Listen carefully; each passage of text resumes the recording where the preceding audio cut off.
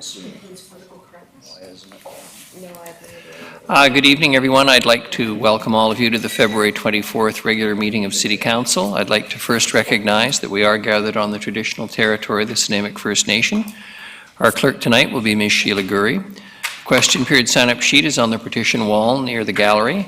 And if during the meeting any member of the gallery has a question regarding a specific agenda item, would you please write down that agenda item and your name on the sign-up sheet, and I'll call you up during question period to address council. And the first item on the agenda is the introduction of late items. Ms. Gurry. Thank you, Worship. So for agenda item 10A, the presentation 2019 Capital Projects and Development Review, we're replacing the attachment with the hard copy that's been provided for you. There was I think just a number issue. So the new presentation is in front of you and will be available on our website. And that's it, Your Worship. Thank you very much. A motion for the approval of the agenda. So moved. Seconded, Councillor Hemmons. All those in favor? Opposed? Motion carries. Motion for the adoption of the minutes is circulated. Councillor Bonner. Seconded, Councillor Thorpe. All those in favor? Mayor's report. I have a request tonight to start off. The BC Mayor's Caucus is being held at Whistler on Tuesday and Wednesday, May 5th and 6th of this year.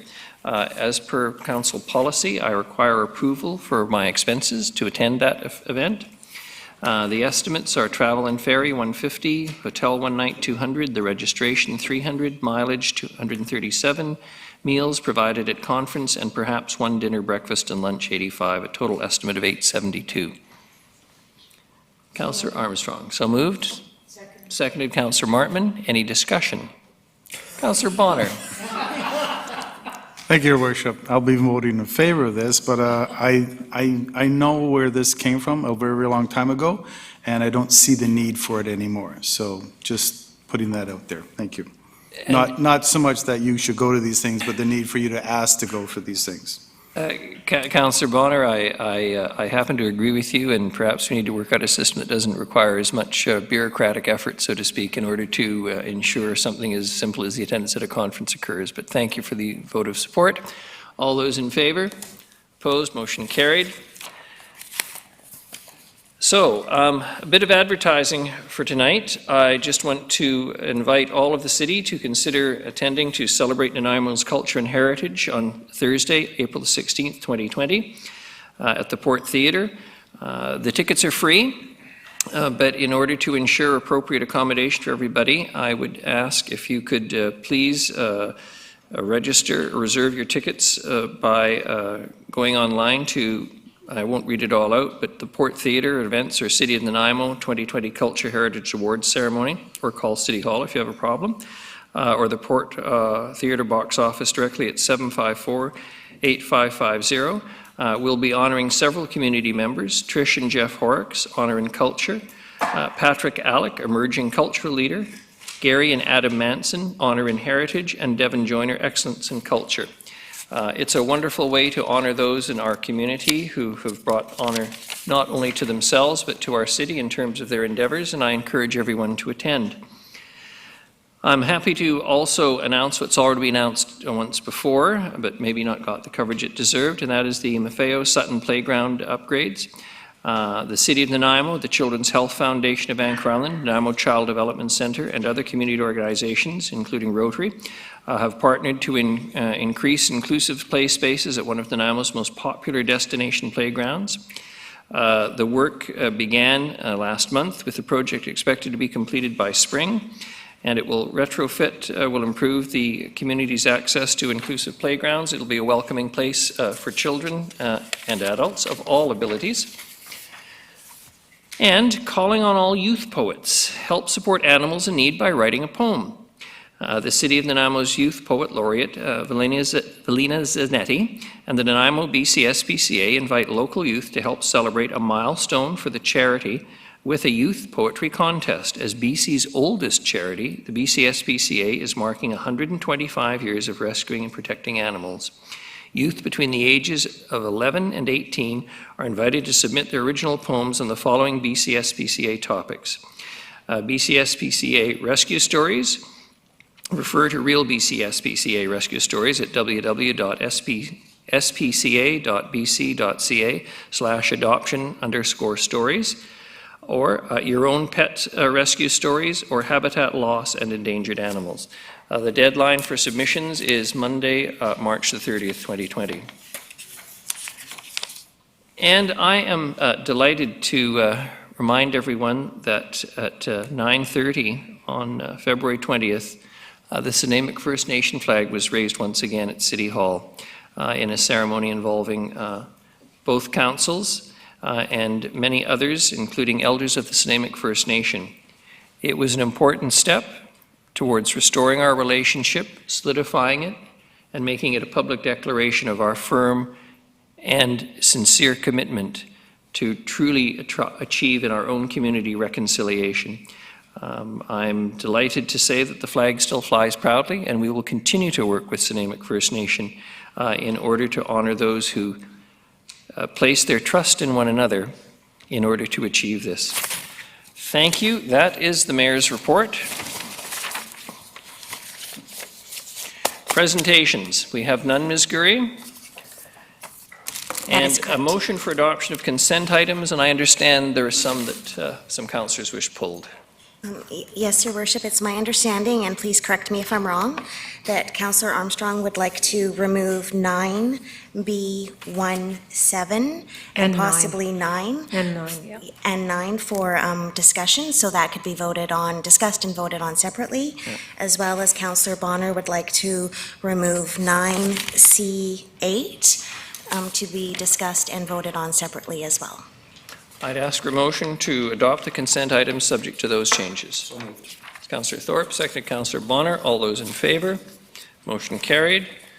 Councillor Armstrong. Thank you, Your Worship. I would like to remove 7 and 9 and replace it with public safety. I don't think social disorder is the issues that we're dealing with in the city. I think public safety encompasses far more. Social disorder is mostly just peer pressure, prejudices, propaganda, etc., whereas public safety is involving thefts and social disorder as well.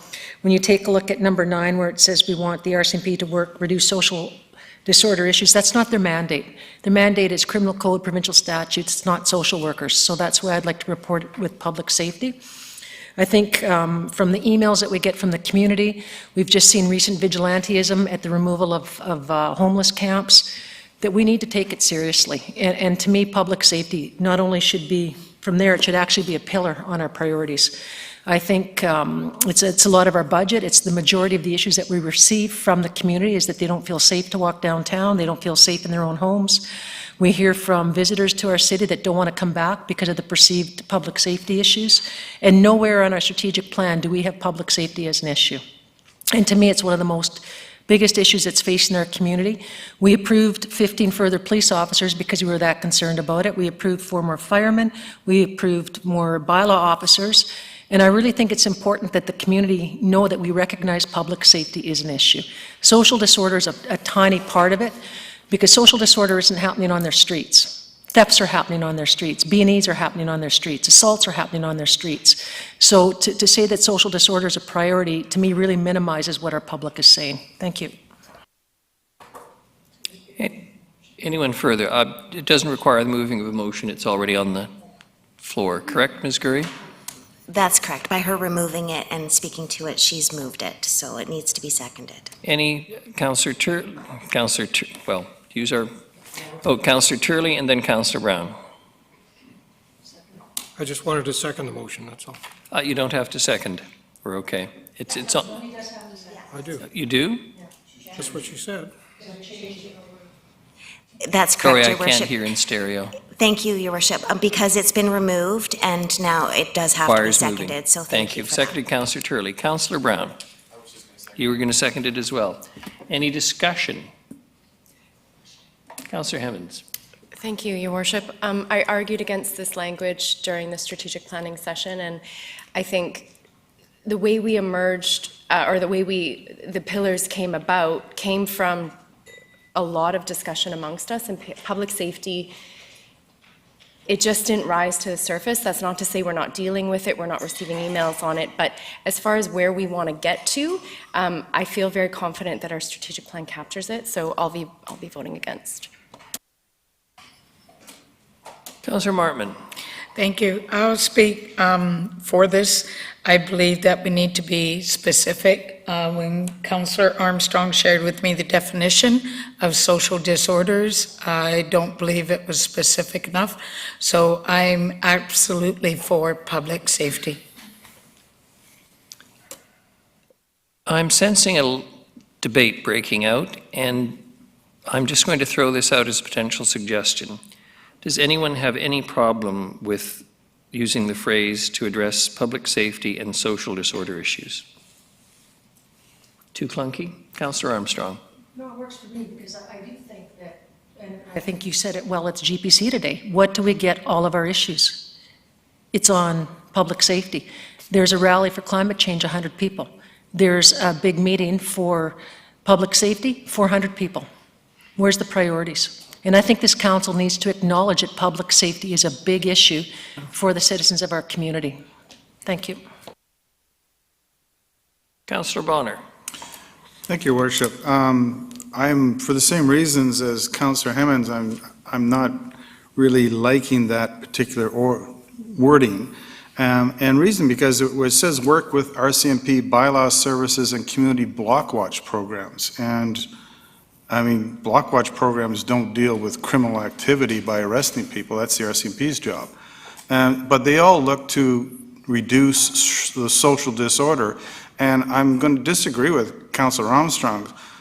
We have $440 million in development that took place in the city last year, and that's people moving here. And bringing up one person who wrote an email saying that they don't want to come back here anymore is not representative of what is actually happening in our town, of the truly number of people who are coming here and making this their home.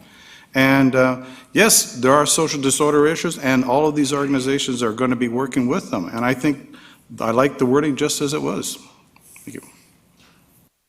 Councillor Gesselbrock. Thank you, Worship. I support your amendment of putting public safety and social disorder. I really think it comes down to a matter of semantics. I think the underlying point is this council is very committed to dealing with the struggles that we're facing, and we've put money behind it in hiring more police officers. We've got a health and housing task force that is putting a lot of resources and time and solving the very complex array of issues behind this, and we do want our community to feel safe, and if it's required to add extra wording into our community strategic plan so that people can see that we're putting a lot of work behind it, let's do it. Thanks. Unless I'm hearing an objection, I think I just heard a seconder for my motion to amend. Sorry, and Councillor Armstrong? We'll leave it to you, Councillor Armstrong and Councillor Gesselbrock. We're speaking now to the amendment to the motion. Your Worship, I just have a couple quick clarifications. So we're changing it to social disorder and public safety. For number 9, could we keep it as reduce social disorder issues and enhance public safety, like put in enhance? So that would be the wording, if everybody's agreeable to that for That number 9. appears to be the substance of Councillor Armstrong's motion, and Councillor Gesselbrock is nodded assent. Yes. All right, so that's for the amendment then, yes. Councillor Thorpe. Thank you, Your Worship. I'll support the amendment. I think that's a great compromise. As Councillor Gesselbrock said, we are dealing with semantics here.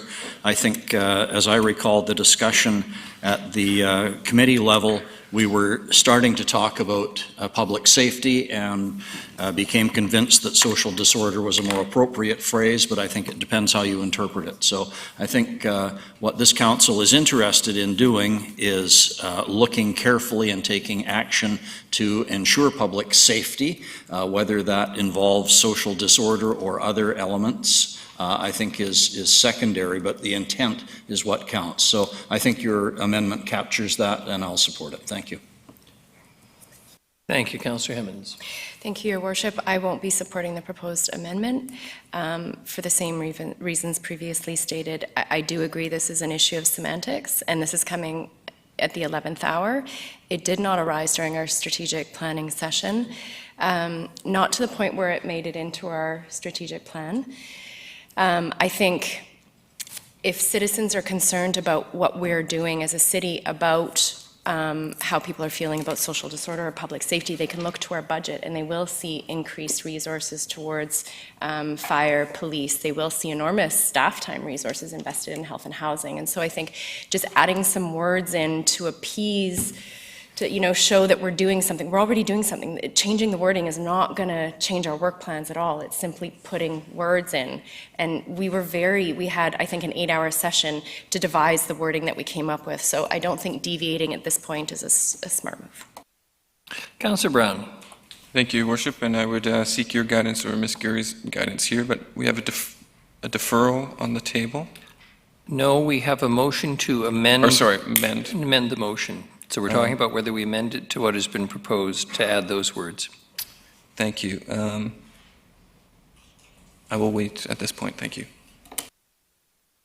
All those in favor of the amendment? Opposed? Councillors Hemmens and Bonner, we're now back on the motion as amended. Councillor Brown. Yes, I would like to speak to this. I would actually like to refer this back to the Governance Priorities Committee. My reasoning for this is I believe that words do matter, and if this is a route that Council wishes to go down, they need to consider then adding actions that support the language and the words used.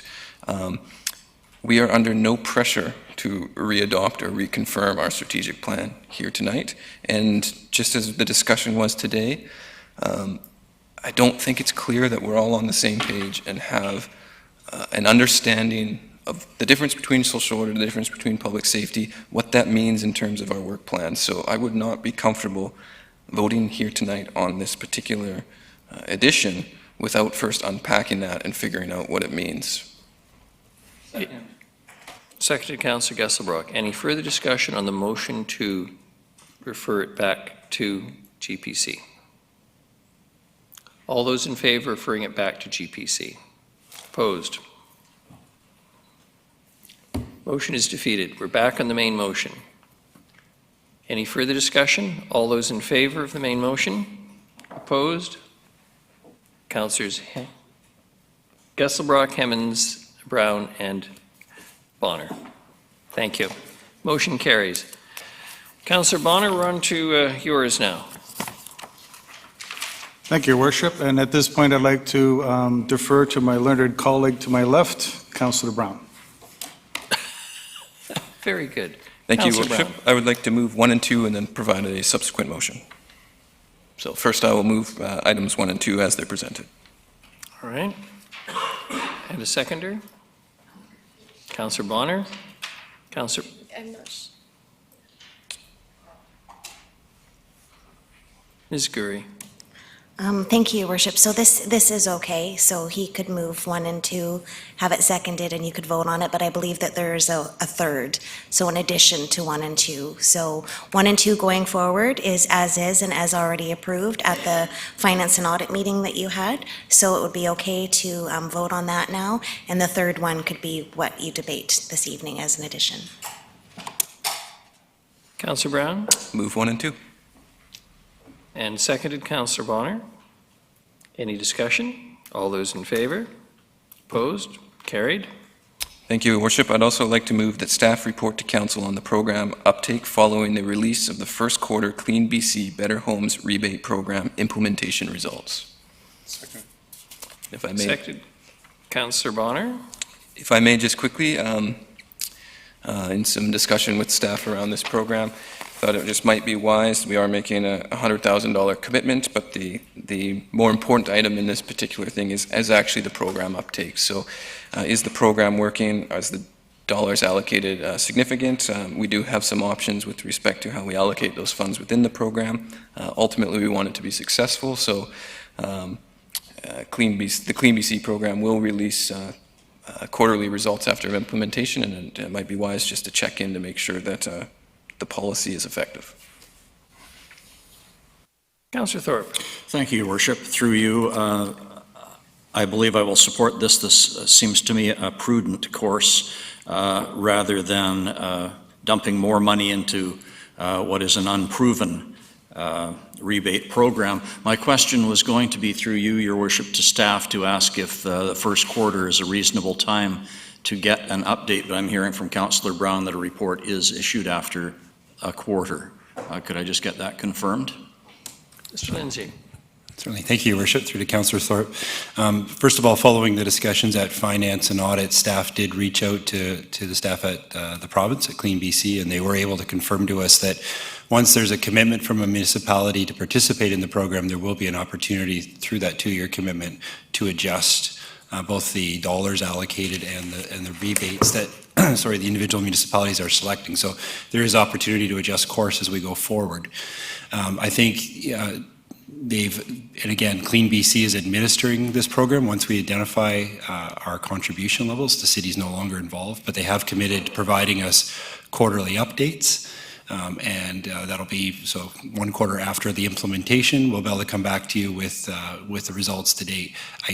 Obviously, I don't know on what the uptake will be, but I think it'll be an opportunity for council to assess at that point whether do you want to make adjustments or do you want to go another quarter, get more data, adjust. But I think the opportunity for an update to council is appropriate. Thank you. Councillor Gesselbrock. Thank you, Worship. I think that the exchange program for heat pumps is an effective way to reduce GHGs. The province has, put quite a lot of money behind this program, and Maple Ridge that put, I think, instead of $350, the municipal part of the grant is up to $2,000, and I think that we do really need to closely track whether there is uptake on this program, and if there isn't, we really need to make sure that it's working effectively and do what we can to make sure that these change-outs are happening. So I think it's a good course of action to look, and it'd be interesting to compare the numbers with what we see in Maple Ridge and the other communities that are putting in lower amounts. Thank you. See no further discussion. All those in favor? Opposed? Motion carries. Thank you very much. That deals with all of the reports. We have no delegations per se, Ms. Gurry. The first of the major reports is 2019 Capital Projects and Development Review. Mr. Sims. Thank you, Your Worship. It's a pleasure to be in front of yourself and council this evening. This is sort of a two-part report or presentation between myself and Mr. Holm, who will I'll cover off the engineering, public works, infrastructure projects. Mr. Holm will talk a little bit more about the development review and year in review. So really, Your Worship, this is a celebration of last year's work. We achieved 46 projects with a value of about $52 million, which is, in my recollection, is a record here at the city. This is purely infrastructure projects, does not include the additional parks and/or facilities projects. This is a massive level of effort on the part of staff, and I'd really like to acknowledge Mr. Rosen and Mr. Stewart, who are sitting in the audience tonight, and their staff, working so hard to pull this off. I think part of the success is the very clear and steady governance that's been provided by this council, and I think that allowed staff to really show a level of commitment to their work, and it's quite a positive story. I'd also like to acknowledge the other senior managers, just because this has been collaboration across the entire organization. So there you see $52 million, 46 projects. There's a small amount that I'll talk a little bit about the work that's been delayed or postponed until this year. So often what happens is we talk about carry forwards. This particular graph represents a subset. Ms. Mercer will be bringing forward a more detailed version of the entire picture of carry forwards, but this represents construction projects, again, infrastructure. So the previous year we saw 25 million, this year we're looking at 16, that's quite an improvement. But it really talks about projects that are in progress. We do not align our project cycle with the budget cycle. So we'll have, we'll budget in a particular year, but that often extends over the following year. So a little bit more of an accurate picture that one of the I would say our staff is less concerned about the overall value of carry forwards, but more concerned about the value and the reasoning behind delaying projects. So from 2018 to 2019, we delayed $9 million in projects. That was significant. And prior to that, I believe it was about 11 or 12 million. So this year, we've really shrunk that down, and we've not delayed. We've delayed, $700,000 worth of projects. So that shows or indicates that staff have the capacity to take on this project, given the certainty that we feel. Yeah. So again, the delayed projects, we examine the reasons for those, and oftentimes those are good. It may be something as simple as an environmental approval.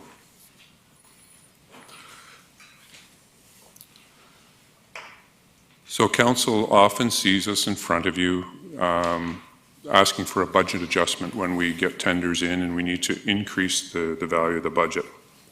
This is a particular slide that I'd like you to imprint on your minds and commit to memory if that's physically possible. So there is a requirement legally to appear in front of you to adjust your budget upwards. There is no requirement to do the opposite. So oftentimes we are in front of you saying, can we please have some more money to top up this fund or that project? This kind of demonstrates that, in fact, there's a number of projects that also come in well under budget. And so there's balancing between the projects, and a lot of the funds that may come in under budget just return to reserves. When we conduct estimates and we set our budgets year over year, we use average prices. We don't use the worst case scenario. By using average prices, you've heard Mr. Rosen say this a few times, I'm sure. That means some of the projects are going to come over the average, some of them are going to come under the average.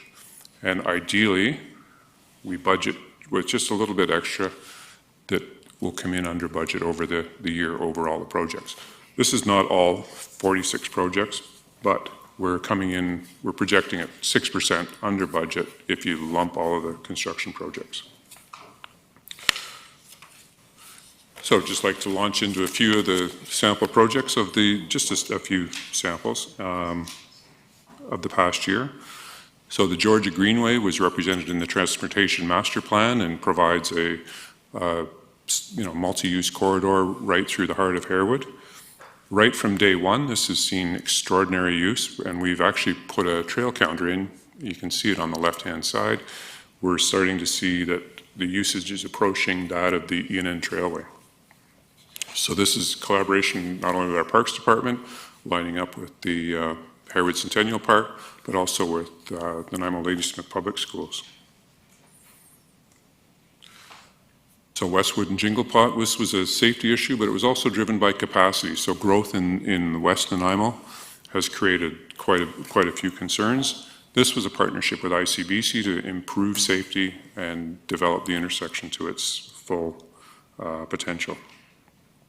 So one of the neat little things about this one is the right turn channels, which they're safe, and there's some video camera detection there as well for traffic.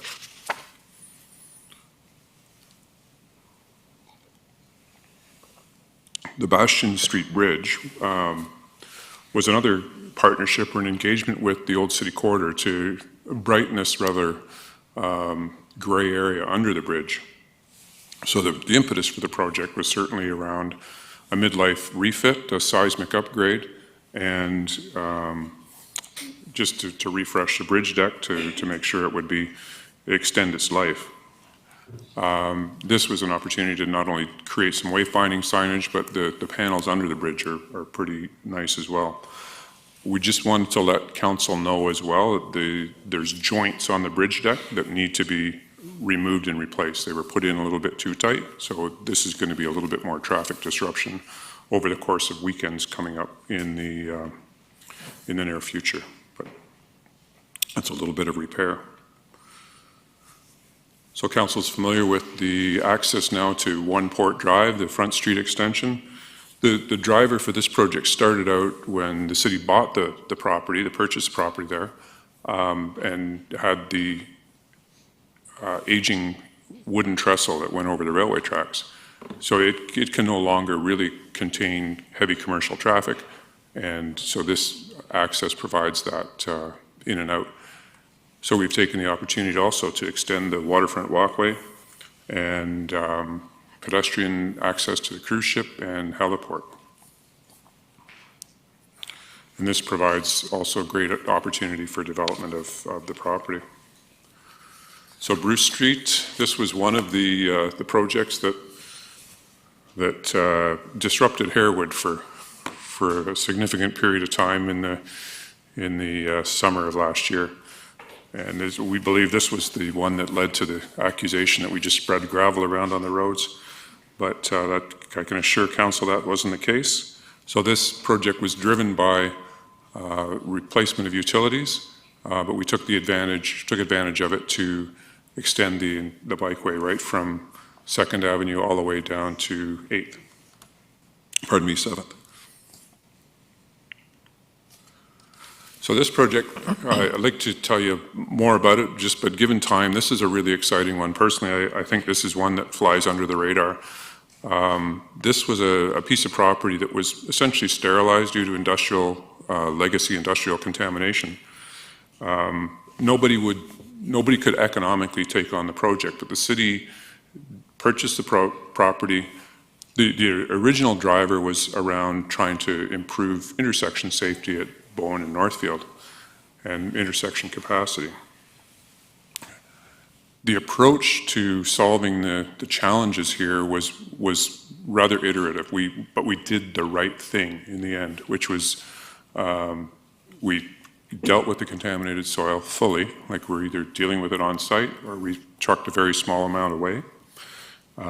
We restored the original lake that was there in terms of a wetland, rehabilitated this lake, and it's there now, and it'll start to regenerate over time. This will be another natural asset that we can take advantage of that will improve not only stormwater quality, but also quantity for downstream. We'll end up with a lovely piece of parkland, and we'll have some residual developable property that we'll be able to sell and coordinate into a commercial. It'll be a real gateway into the city from Northfield. This is very exciting. And oh, by the way, it'll help the traffic congestion at Bowen and Northfield and provide good access to Bevan.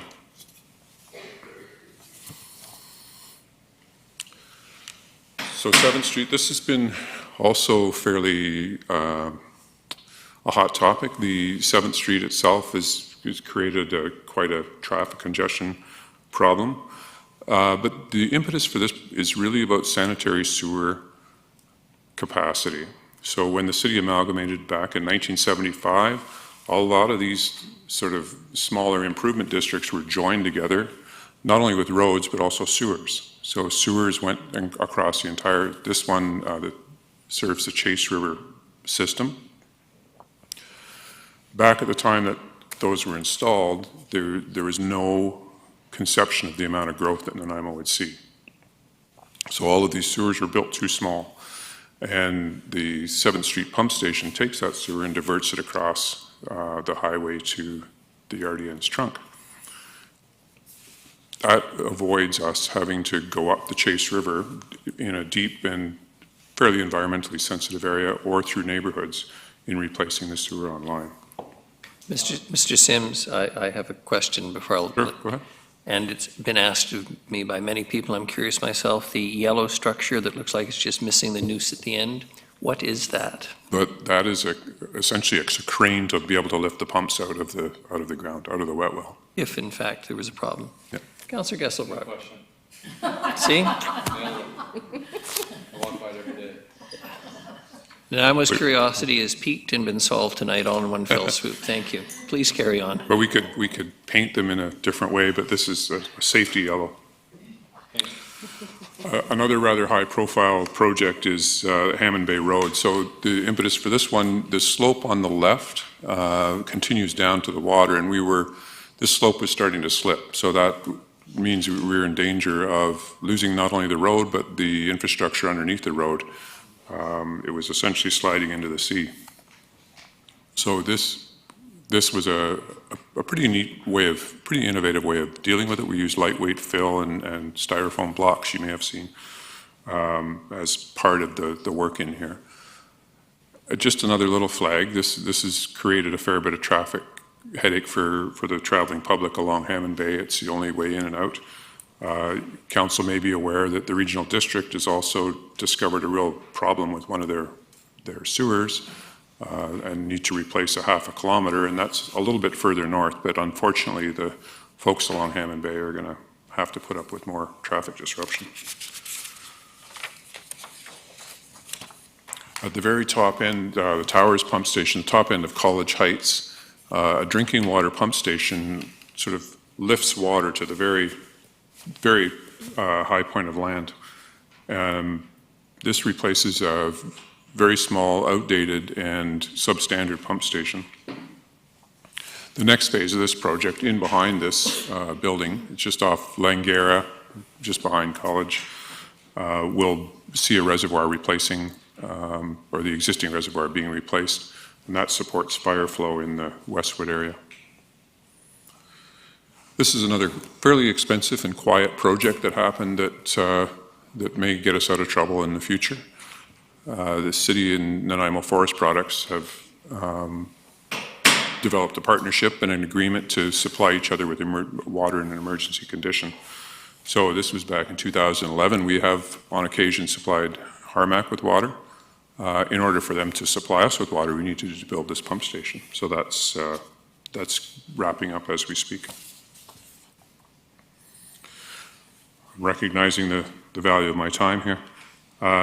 Council's familiar with Halliburton Road, where the regional district has replaced their sanitary sewer force main, and we've taken advantage of the time that they're working in there to replace the water main and also to improve the multi-use trail. So just some brief highlights. One of the big ones to highlight was the project backlog being reduced, that amount of projects that gets delayed and carried forward. I'd also like to highlight that some of the partnerships that we've had with a number of people. And trends into the future is we're still continuing to see an increase in the cost of projects, which is unfortunate and a reality sort of globally. And we're also seeing the complexity and the number of projects also increasing as a result of our need to keep up with asset management. And just a real brief look forward into 2020 we're looking at a very similar amount in dollar value to 2019, about $46 million or $45 million.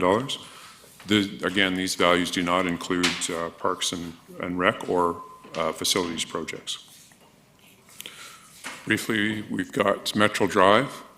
That's coming forward. We're currently in the detailed design stage for phase 1 and updating our cost estimates. So we may be back in front of you with an updated adjustment to the budget once we know things a little bit better.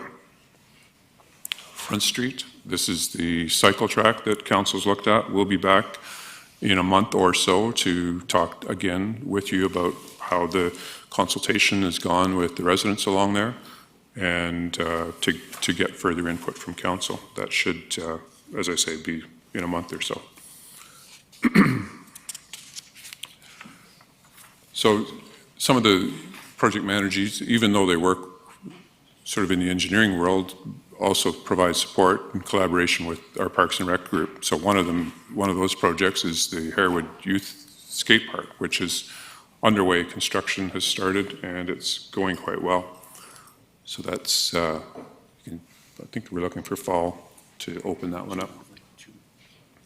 Council's very familiar with the Fire Station number 1 replacement, which is replacing the old facility. And just a little plug for the last replacement of our Globe streetlights. We're also taking the opportunity while this work is going on to update the wayfinding signage around town. It'll be similar to the signage that you see on the Bastion Bridge.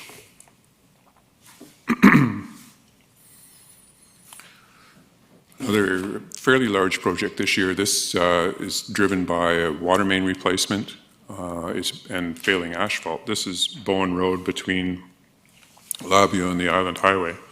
So this is it was repaved many, many years ago in the 70s, late 70s, early 80s. So this will be an opportunity to upgrade. So we're tying into the off Bowen Bikeway, and that's another subject for another time, but this stretch of Bowen will see raised cycle routes or cycle paths on either side. Council's, did I miss one? Yeah, so council's also familiar with the stadium lighting. That's underway and should be completed by this summer, we believe. So that's a good one. The sanitary sewer trunk, this is a similar situation to the Chase River trunk where amalgamation saw the installation of these trunks that turned out to be smaller than they could have been. I've personally been working on this project since the 1990s to upgrade this just over many years. And again, this is a capacity challenge created by growth. This particular section's with the explosion in growth around the hospital area has necessitated this one. Coming up in the next couple of years, we'll be seeing a section of replacement of the sewer through Bowen Park itself. With that, I'll pass my baton over to Mr. Holm to talk about development. Thanks. Thank you, Mr. Sims. Mr. Holm. Good evening. Your Worship and Council, thanks for having me here to do a recap on the exciting year that 2019 has been in development approvals. It's not hard to go, you have to look pretty hard around the city to not see where development activity is occurring, and it's actually good to follow up on Mr. Sims' presentation. As you heard from him, a lot of the good work that his staff does improves the existing infrastructure within the city, also supports infrastructure that's necessary to allow development to happen. He mentioned a couple of key areas where we have some infrastructure upgrades that are definitely going to support development that's coming online and going forward. I'm going to talk a lot about building permit data, statistics, but I also will cover the other development approvals that the council sees that include planning approvals, rezoning, development permit, development variance permit, those types of approvals.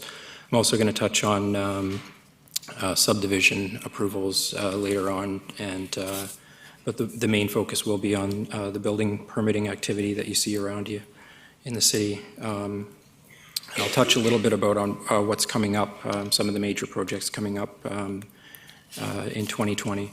So to start off with, new single-family dwellings. This is 2018, 264 units. New single-family dwellings were constructed in 2018. That's slightly above the 10-year average. Now, 2019, there's actually a trend. You can see the trend downward. We're at 208 units, which is below the 10-year average. There's a story there. We have, which I'll get into later, but we have a record number of units coming online, a trend down in single-family, and a definite increase in multifamily residential, which I'll touch on later.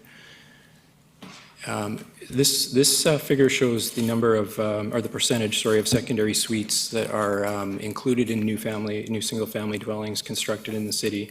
So new single-family dwellings constructed in 2018, we had 60% of those included secondary suites.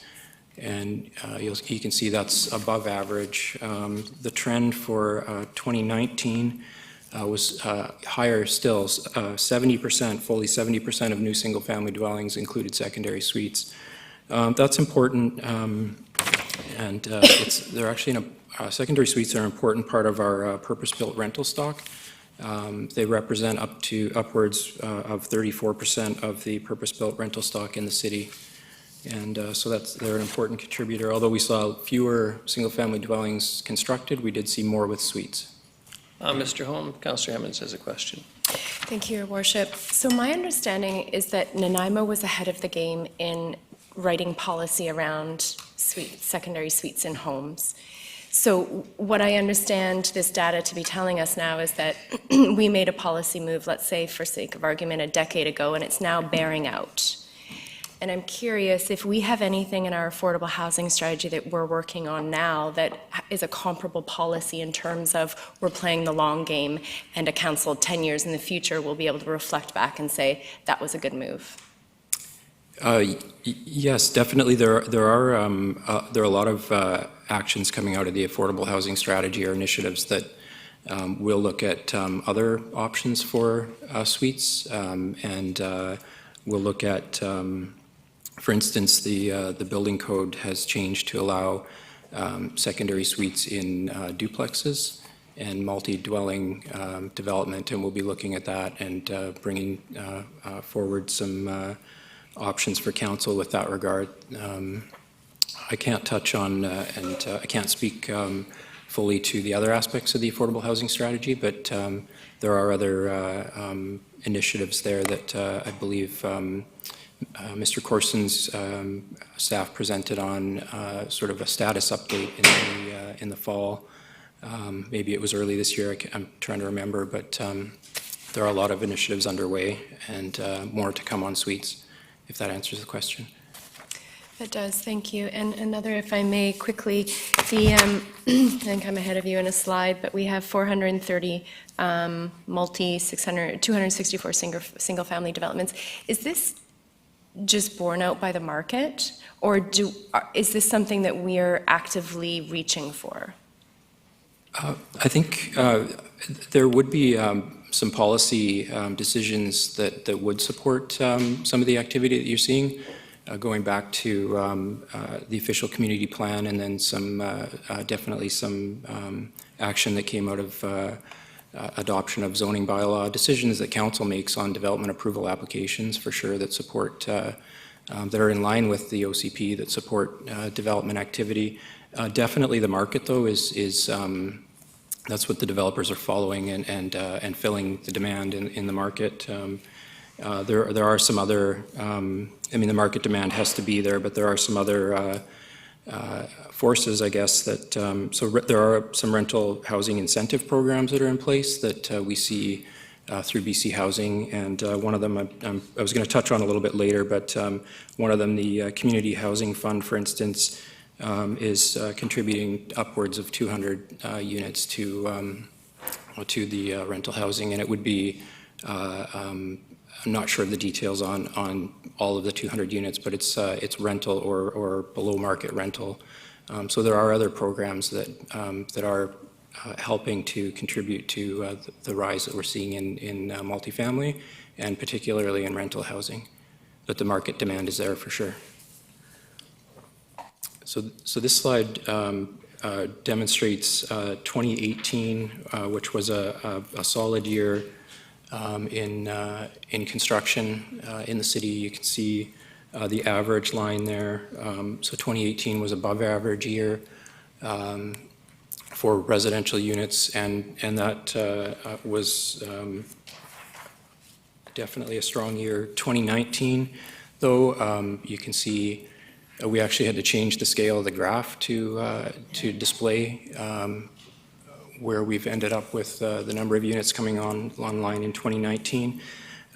So that's led by multifamily dwelling units.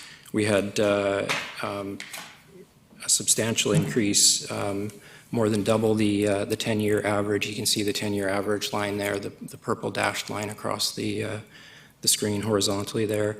So more than double the 10-year average of dwelling units under, permits issued for dwelling units in 2019. So they're permitted and or under construction at this point. So that's even though 2018 was a strong year, it's a 260% increase in multifamily units in 2019 versus 2018. So that's pretty significant. So again, the trend on single-family was down, but multifamily more than compensated. So talking about construction value, so again, this is 2018, and 2018, again, the past 4 or 5 years were quite strong, above average, above the 10-year average on construction value. I know council's well aware, but the story for 2019 is obviously a record year for construction, $445 million in permitted construction value in 2019. So that's more than double the 10-year average, and it's also more than double, or nearly double the previous record year. So that's, it's been a very busy year. Now, in fairness, Mr. Holm, though, I believe that that takes into account the $66 million permit for one of the developments on Chapel that didn't actually start construction yet, though, in fair comment. Yes, yes, Your Worship, thank you, that's correct. Not that it's off the table, but it just didn't actually start in the year in which the permit was issued. Correct. So yeah, I should clarify, these are figures for projects for which permits were issued in 2019. It doesn't necessarily mean they've gone ahead. Some of them were issued in the later part of 2019 and may be starting construction soon, or in the case of the one development that Your Worship pointed out on Chapel Street, it did not go ahead. Your Worship. Councillor Bonner. Thank you, Your Worship. Through your staff, if I may, on the last screen there, the industrial building permits is kind of flatlining there. But as I drive down Boxwood, I see numerous places being built on both sides of the road. Are those, have those all come online as of 2020, or were they not included? Those, they've come online more recently. I guess it's more, it is a, I guess it's a lesser expensive form of construction generally, and it seems to be consistent, fairly even, as you can see by the line there. So not a lot of, I guess the market demand is there. We also know, and I guess possibly Ms. Bhopal Singh will speak to her for sure. We'll be hearing more about where we're at with the supply side of industrial land and what that might say about this picture. We will hear more about that through our official community plan review project too. Here's just some vacancy rate information, just to highlight talk a little bit about the demand that Councillor Hemmons had mentioned earlier. So what we see here is we see a decrease in the vacancy rate and an increase in rent in the value of rent here. Between 2018 and 2019, obviously quite low in certain unit types, such as bachelors.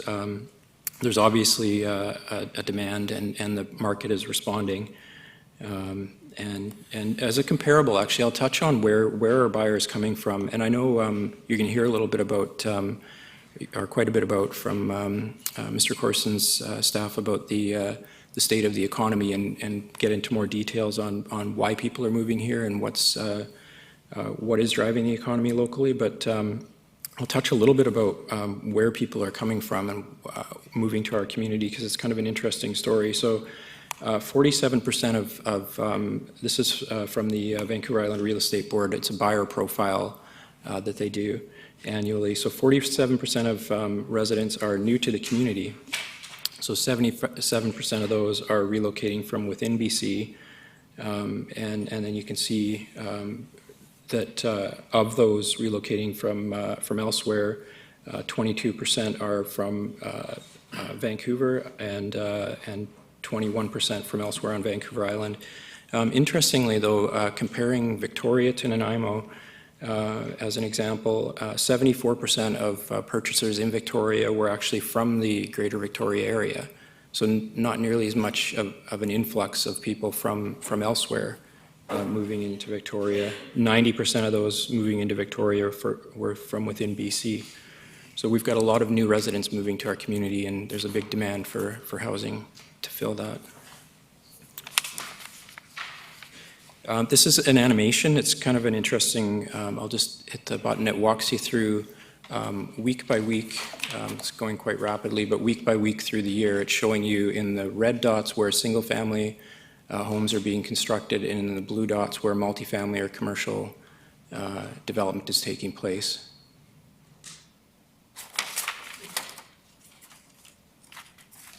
So as you can see, it's fairly evenly distributed throughout the city.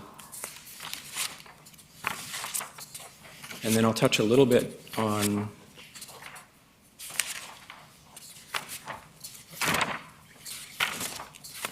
got to flip faster than the, okay.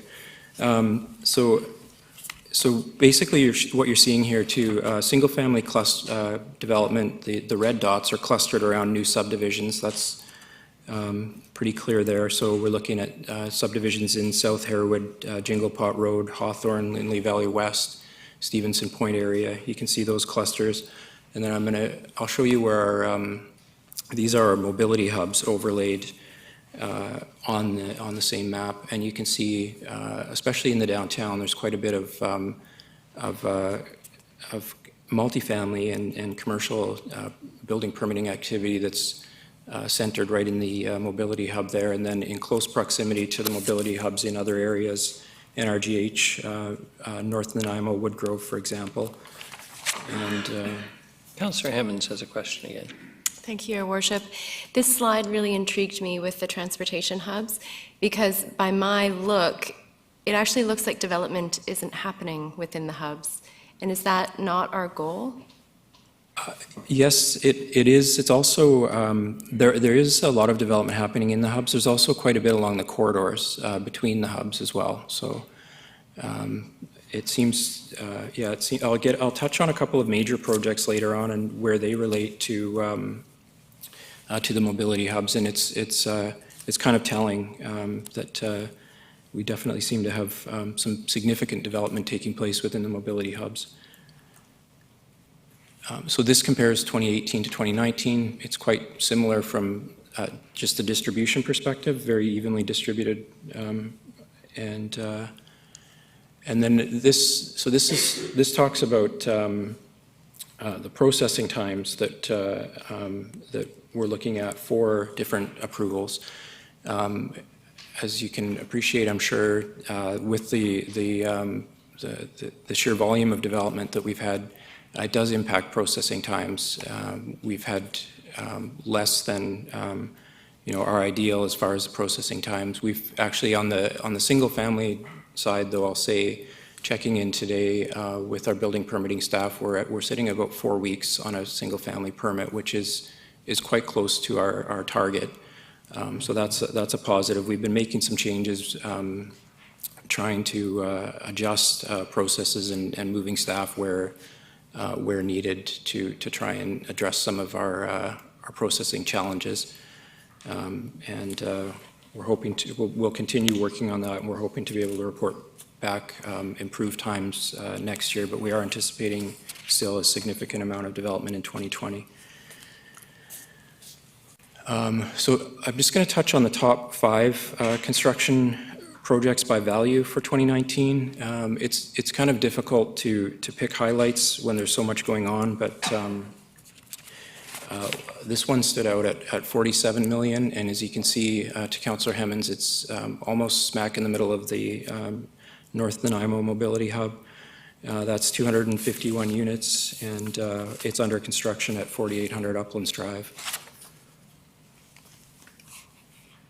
And we have 10 Buttertubs Drive, which is actually a BC Housing funded project as well, that is 159 units. And again, it's very close, not directly in, but very close to the NRGH Mobility Hub and right off Bowen Road, 27.8 million.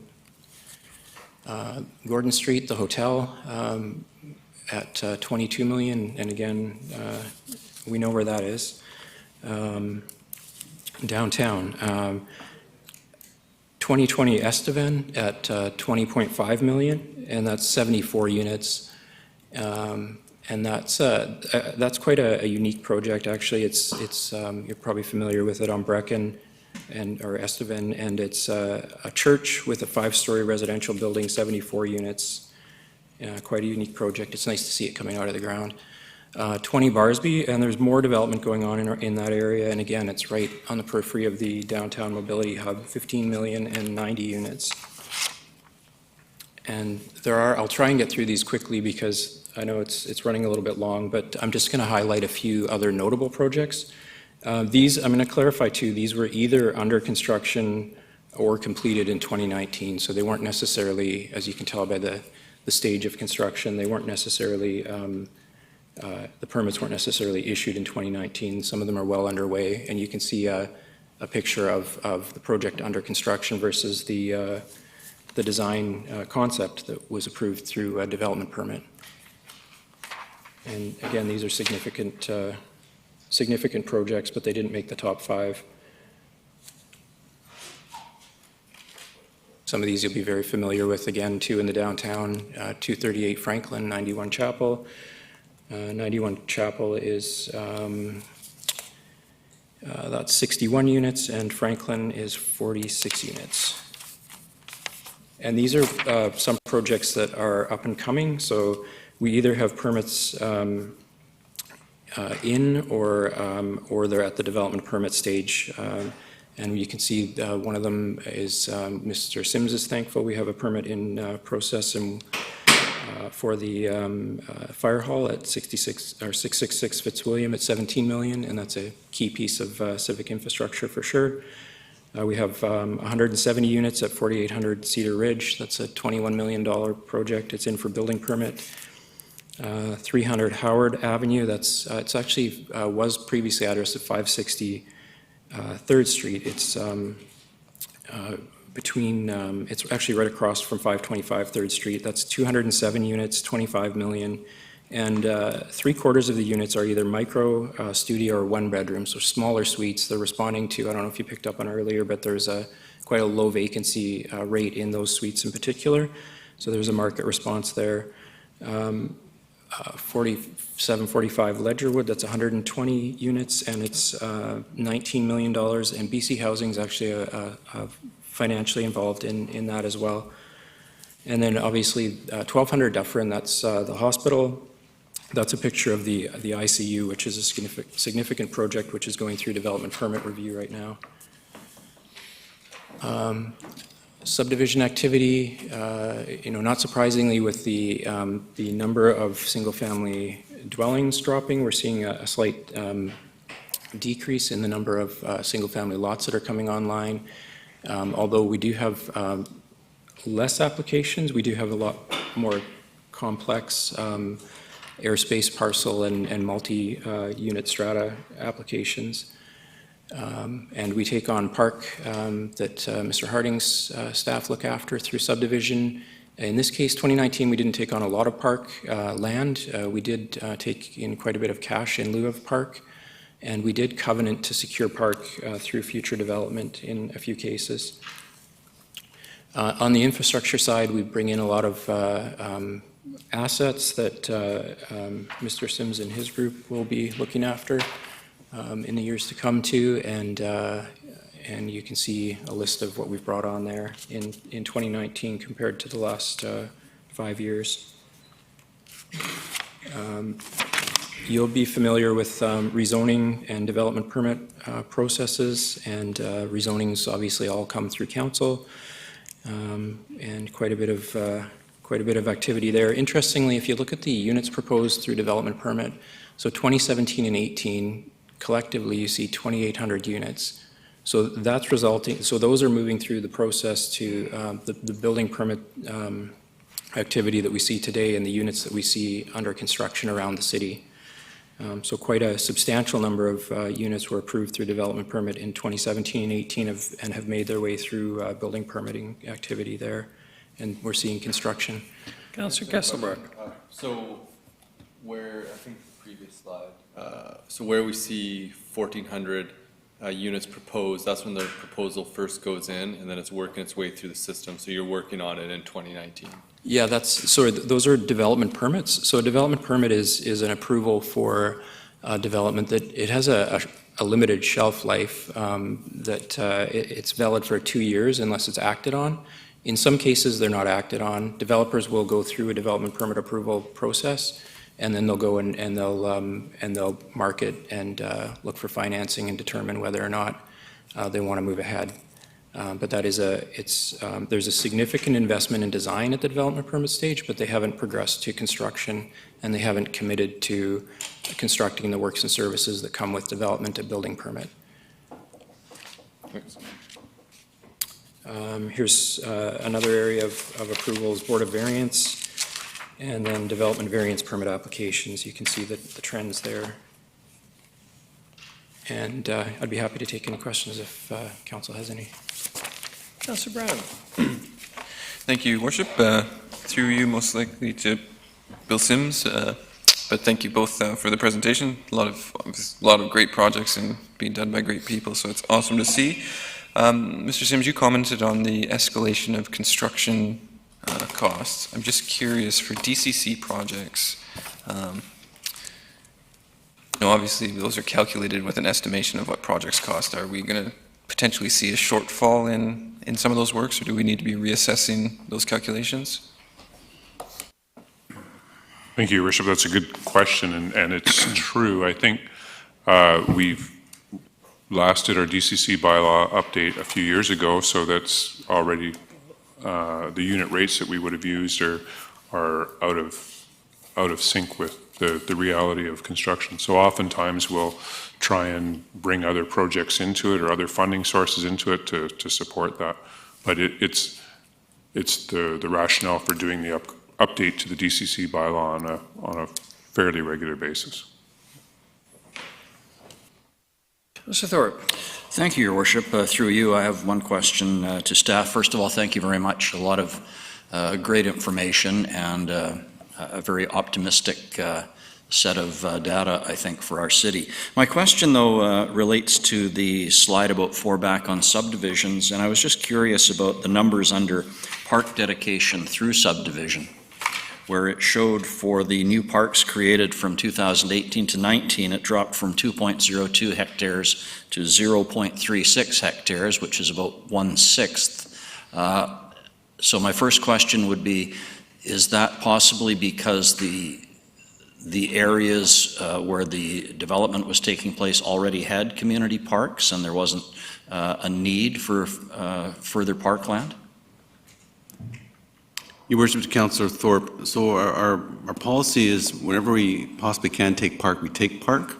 So as you see the other years, it probably just was a case where they had larger lots that were on adjacent to other parkland that we'd add to, so we constantly are adding to. There are a number of smaller infill developments, though, that are smaller subdivisions that to take a piece just wouldn't make any sense, so we ask for the cash in lieu instead, if that helps. All right, thank you. And if I may, Your Worship, related to my first question, then the cash in lieu received from 2018 to 2019 went up, but less than $100,000. So considering the large drop in the amount of land that we got for potential park, it seems to me that we didn't get a huge return financially. I don't know if there's an explanation for that, but I'm curious. Sure, I can. Yeah, if I could, maybe I'll just add a couple points to that. So we have secured, and we can secure park dedication through development through covenant, which puts it off to a future phase. So in some cases, we've secured land, but it won't show up until a future phase of development.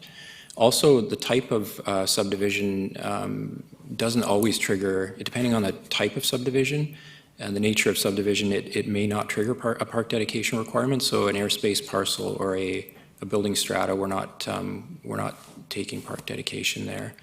In the case of we're seeing, as Mr. Harding mentioned, we look to take park where there's a community need, and the cash in lieu component reflects the increase there reflects that. We necessarily didn't see a community need in some cases, and Would it be fair to say also, Mr. Holmes, quite candidly, that we don't have large parcels of land anymore in the city that are still subdividable? And that the subdivision you may be talking about is now a 2-acre parcel in total as opposed to a 20-acre parcel. Is that a fair comment? Yeah, that's true. We are seeing some smaller parcels developed, some infill subdivision, which would account for less park dedication. Thank you. Councillor Bonner. Thank you, Your Worship. Further to that, what is the perceived in the future as we do more infill? I notice as we're doing subdivision lots in, taking one lot and cutting it in half and making 2 lots. Obviously, we're not taking parks on that one.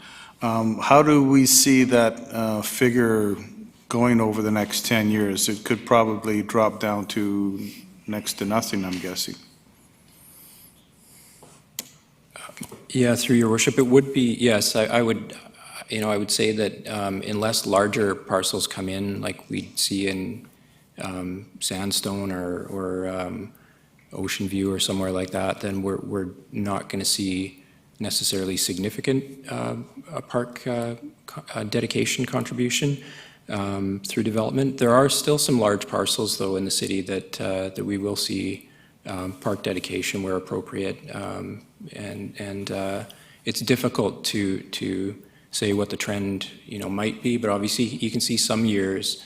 I don't actually have an explanation for 2015. Obviously that was quite a significant year. The others are fairly consistent.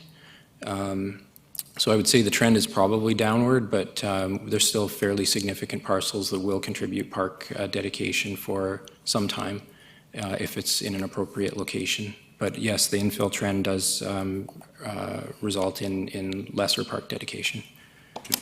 And if I may, Your Worship, going back to the permit times, we do get a lot of questions and emails from the public on those. What is the plans to bring those times for permit applications down to the goal that you have outlined in the first column? Well, if the way development activity has increased over the last couple of years, it's been quite challenging we haven't had significant resource increases to match that. We're trying to adjust our processes to where council has been supportive of definitely some increases in resources and some restructuring that's helping. Given the amount of activity we've had last year and 2018 as well, it's been difficult to meet the target timelines that we have. We are looking at process changes. We are looking at moving staff around, to address demand in certain areas. Council, has approved some key positions that will help us address that. We do have difficulty recruiting in some of those positions, especially the highly sought-after technical positions. We're not the only community we're definitely seeing a lot of development, and it's a record for us, but we're not the only community that has a demand for highly trained technical staff. So we are looking at process improvements, and we are looking at taking advantage of some technology that can help us, working with our IT department, and also at moving staff around and adjusting where possible to make improvements.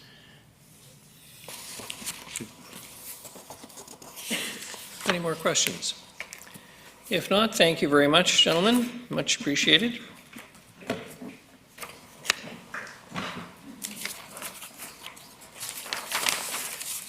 The next item is the state of the Nanaimo economy. I'll guarantee a warmer reception than some people got in their State of the Union address down south. Thank you, Your Worship, and we're going to carry on with a bit of our year in review. And I know a little bit of change of course. I know that it says presentation is going to be from Mr. Corson and Mr. Holm, but I know they're both very eloquent speakers, and council likes to hear from them. But we're going to change course and have. We're fortunate to have Ms. Amaranth Manhouse with us this evening, who's our economic development officer and who's the author of what we're calling State of the Nanaimo Economy, in which we're hoping will be a new annual publication. So we're hoping this is the first of many years that we produce this, and it's really just to give a snapshot on economic and business conditions in the community, and I think it ties in and follows well with the previous two presentations. And I'll certainly turn over at this point to Ms. Manhas to walk you through the report. Ms. Manhas, welcome. Thank you very much. Thank you, Mr. Lindsay, and good evening, Mayor and Council.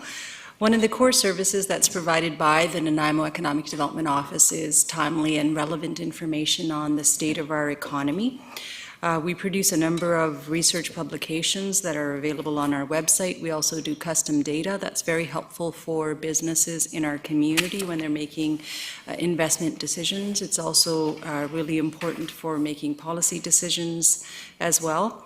And as Mr. Lindsay informed you, that this is the first year that we're doing our State of the Economy report, and it looks at a number of macroeconomic indicators. Those include demographics, business, development activity, housing, real estate, labor market, income, and tourism. And I just want to take a few minutes of your time to just go over some of the larger trends. The full report is available on the City of Nanaimo's website as well as on the Invest Nanaimo website. So the City of Nanaimo continues to be a hotspot for new businesses and residents moving over here. And in the last census, and since the last census, we've seen considerable growth, and our growth is actually outpacing the Regional District of Nanaimo, Vancouver Island, Coast Region, BC, as well as Canada's growth rate. We're almost at 100,000 residents in 2019, and we've grown by 35% since 2001.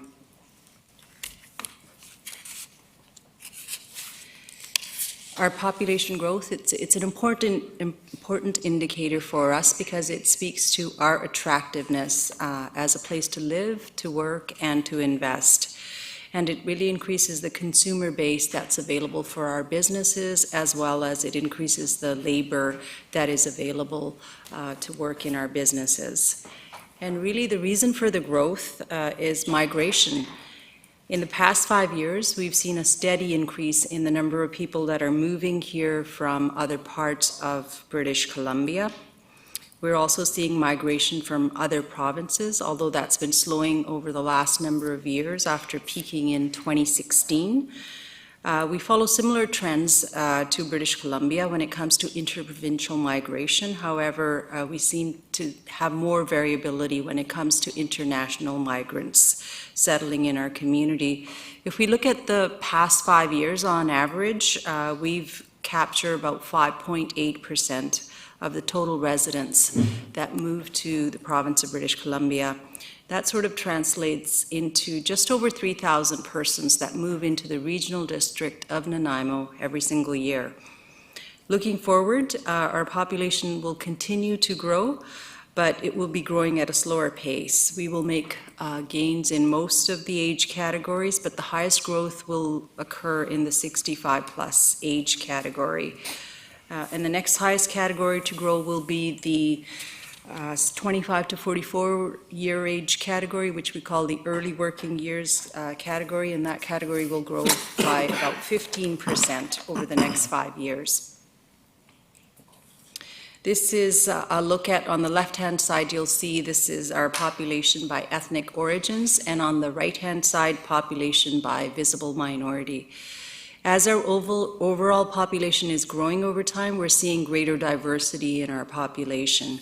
The three largest visible minorities in Nanaimo are Chinese at 2.6% of the total population, South Asian at 2.2%, and Filipino at 1.1% of the population. Visible minorities altogether represent 9.9% of Nanaimo's population, so almost 10% of our population.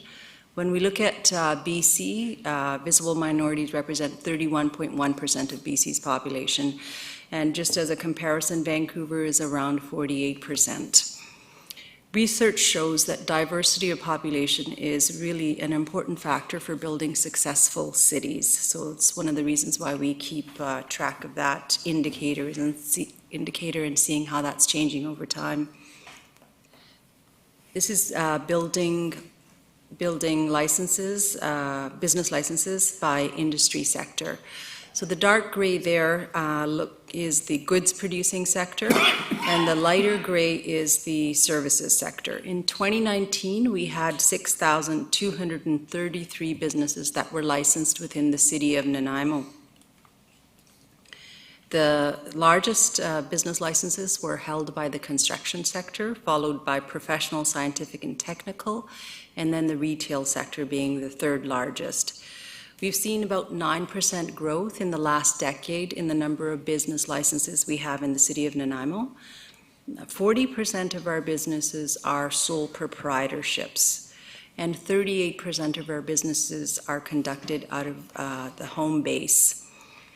In terms of the markets that are served by our businesses, 5% of them serve international markets, 8% serve national markets, and 32% of them serve regional markets. So altogether, that's about 45% of our businesses that are what we would call economic drivers. So those are businesses that are bringing in new money into our economy. And a healthy economy, you have a good balance of economic drivers as well as supporters. However, economic drivers are really what is the engine of your economy. So if they're healthy, then your economic supporters are going to do well anyways. So we have a really good balance of economic drivers, and those are the businesses that we try to focus on growing if we have limited resources.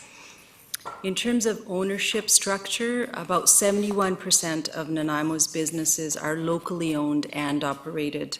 4% are franchise operations, 9% are branch offices of larger companies, and 10% of our businesses are actually physically not located in Nanaimo, but they're businesses that get their business license here and they conduct business here, but they're physically located outside of our city.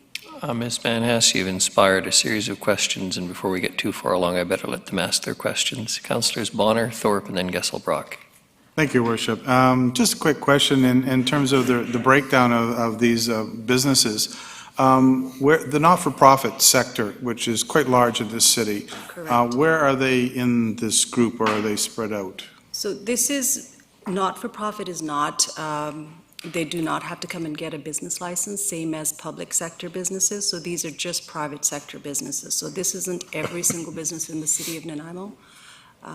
So it does not include not-for-profit, because they don't need to come and get their business license through the city. Okay. So when we're looking at our economic development, are we including them in there somewhere?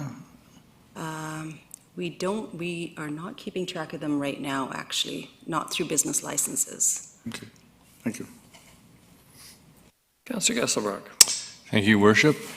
Just in terms of the ratio of goods producing sector to the service sector, what is a good ratio? And I just noticing the high number in construction and then much lower in manufacturing, agriculture, utilities, and just given the ups and downs of the construction industry, I just, curious.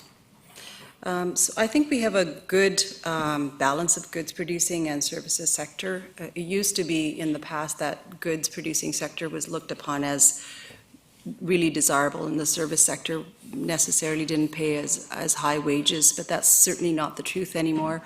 When you look at the technology sector, for instance, a lot of it is services, health sector, a lot of it is services, but they're high-paying jobs. So it's not as clear-cut in terms of the distribution. We're very close to the province and as well as the national average. Mm-hmm. Okay, thank you. Carry on. Okay. Okay, businesses by employee size. So as our business licenses are growing, we're seeing that our businesses are also expanding their human resource capacity as well.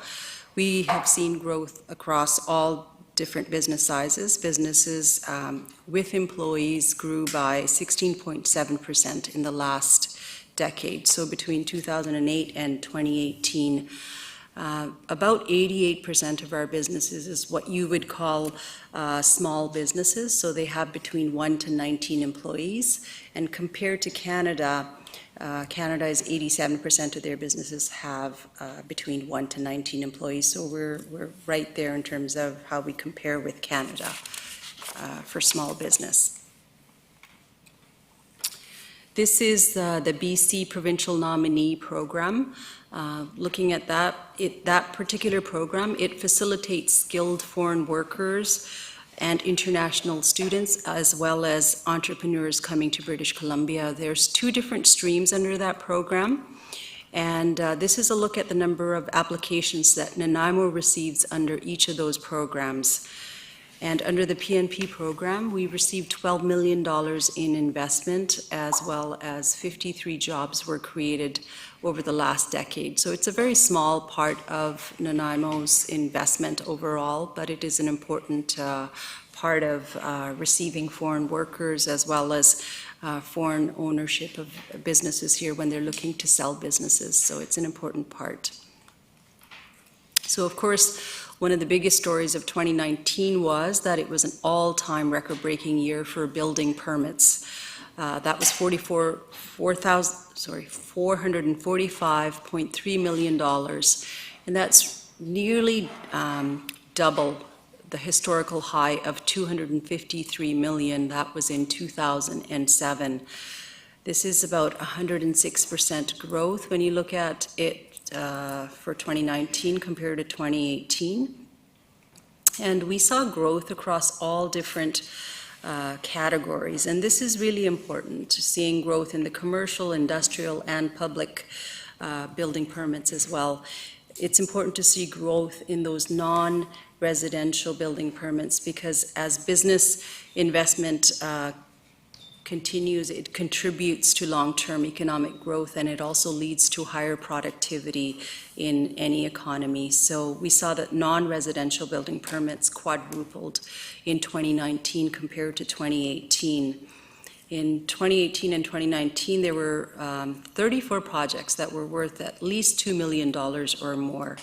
And of course, we saw an impressive array of mixed-use projects as well, which Mr. Holmes has just gone over, so that was really great to see.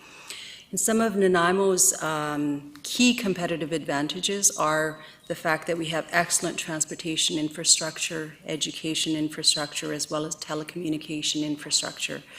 And in 2019, we saw investments, further investments in each of those areas. The airport completed a $14.2 million terminal expansion. The Nanaimo Port Authority started a $100 million expansion and upgrade to their Duke Point facility. Vancouver Island University had $7.6 million worth of upgrades that were underway in 2019. TELUS was in the midst of completing a $65 million fiber to the premise project that they were working on.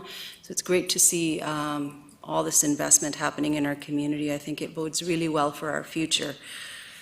So of course, no surprise when we look at housing starts that 2019 was a record-breaking year for housing starts as well. This is according to CMHC data. We saw 60% growth from 2018 to 2019 in housing starts. And there's, of course, a significant trend towards denser forms of housing, apartments and condominiums. For instance, if you look at the pink up there, it more than doubled in 2019. And this is in part due to the fact that we have rising real estate values, we have higher interest rates, there's also stricter mortgage qualifications, and there's a little bit of that consumer preference as well, building into that. Average home prices, new housing market showed some signs of cooling down in some of the larger areas like Vancouver and Victoria. However, we didn't really see that in the new housing market in Nanaimo. There was a 14% drop in prices for a single-family brand-new home in Vancouver, 7% price drop in Victoria for that house, And in Nanaimo, the same house, the price is actually increased by 11%. Despite this, however, the same house in Nanaimo costs you about 1/3 the price of Vancouver and about 2/3 the price of Victoria. When you look at the used housing market, we see that there is a little bit of brakes on in terms of the price increase. Last year, prices only increased by 2%. I shouldn't say only increased by 2%, but they increased by 2%. The year prior to that, they had increased by 7%, and the year prior to that, they had increased by 14%. So there is a little bit of slowing down in the used housing market in terms of prices in Nanaimo. This is, in 2019, the average rent increased by 8% in Nanaimo, by 6% in Vancouver, and by 3% in Victoria. Despite additional units that were added on to the Nanaimo's supply, the demand was really great, and so it led to the vacancy rate dropping from 2.5% to 2%. We saw similar trends in the seniors housing market as well. Average rents increased, vacancy rates dropped, even though we added additional supply to the rental stock. It is worth noting that some of the recent rental bills that have happened, they haven't really hit the market yet, so hopefully in the near future we will see some easing in the rental market. This is Nanaimo's labor force by industry sector. The service sector, which is the gray, it represents about 83% of Nanaimo's employment base in 2019. The goods producing sector accounts for about 17% of the employment base. The greatest number of jobs in Nanaimo are supplied by the retail sector, followed by the healthcare, social assistance, construction sector, and then the foods and accommodation sector. This is Nanaimo's labor force and participation rate. They both have been increasing over time. Historically, Nanaimo's participation rate has been above Vancouver Island Coast region, but below BC and Canada. In 2018, actually, Nanaimo's labor force participation rate was the same as BC, and so that was really great to see. You'll see that regions that have a younger population, they tend to have higher participation rates. Regions that have older population, they tend to have lower participation rates. Also, when the economy is doing really well, the participation rates increase. When the economy is in a slow turn, participation rates tend to fall. This is the educational attainment of Nanaimo's population. Education levels for Nanaimo's population have been increasing over time, but Nanaimo still lags behind BC when it comes to bachelor level or above education. So we're around 23%, whereas BC is around 30%. When it comes to high school completion rates, we're higher than the provincial average. When it comes to having some sort of post-secondary education, whether it be a certificate or a diploma, then we're pretty par with the province of British Columbia. And student enrollment has been increasing at BIU recently. We're seeing increases of 20% in international students, and overall students participation has been increasing, or enrollment, I should say, has been increasing by 4%. And median, average, and per capita income for Nanaimo. Nanaimo's median income, this is a look at the median, average, and per capita income in 2019, and 5 years back from that in 2014, as well as 5 years forward for 2024. The median income is projected to grow by 4%. Average income by 3.5%, and per capita income by 3.8% per annum over the next 5 years. Despite the fact that we're going at a faster rate than the province of British Columbia, we do still lag behind the province in all three of those categories. And this is our last slide here. Every year, BC Business Magazine ranks best cities for work in British Columbia, comparing 46 different communities across 10 different economic indicators. Nanaimo ranked the #1 city on Vancouver Island, and Nanaimo was the 8th best city in British Columbia for work in 2020. So this is really, really great, and this ranking was based on the first 3 quarters of 2019, and I truly believe that and this was due to their publication date. If they had taken the full year into account, I think we could have finished higher than 8th place, but we'll take 8th place for BC. And I just want to say that the full report is available on our website, the City of Nanaimo website, as well as the investnanaimo.com website. And I want to thank you for your time and for your attention. And I will open it up to any questions that you may have. Thank you very much, Councillor Gesselbrock. Thank you, Worship. Just curious to thank you for that. And I was just curious, what was our ranking in the past years in Vancouver So Island? the year before that, we were in 15th place. I haven't looked at the year before that, but we moved from 15th to 8th place. So from 2018, which was 15th, we're 8th place. So hopefully we'll stay there or move up next year. Councillor Hemmons. Thank you, Your Worship. This was a really interesting report to read, so thank you. A couple of pieces. One is just a comment. This morning, or this afternoon rather, Council discussed an advocacy strategy and how we actually have all of the data and the figures that we need in order to inform a comprehensive advocacy strategy, and I just want to point out that a number of them are in here. If this is the very first report that we've ever done like this, what was the impetus? And secondly, how is this going to inform the development of an economic development strategy? Is it the foundational piece? Is it separate and aside? Just how do they interact? So this is a foundational piece. We do produce a lot of different data, but this is the first time we've done a state of the economy. So we kind of looked at what are some of the bigger macro things that we can monitor each year and see how we're doing as we're moving forward. We have much more detailed information on all of these indicators that we discussed here and more, and all of that data will form the basis of the economic development strategy that we will be doing shortly.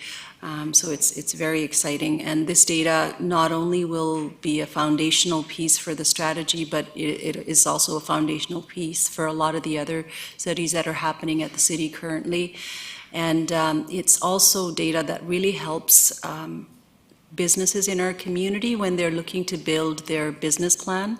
They need to go and see whether their business plan makes sense, if it will be a success, and they need to go borrow money from the banks. So this is very local information that they need to have and they can't really get from anywhere else. So we provide this information, which is really important for new businesses starting up here or businesses that are looking to grow by borrowing money from the banks. So it's good information and it's useful for them. Councillor Thorpe. Thank you very much, Your Worship. Through you, if I may, I have 2 questions. Thank you, Ms. Manhas, for this report, which I found extremely interesting, and for your work in helping put it together.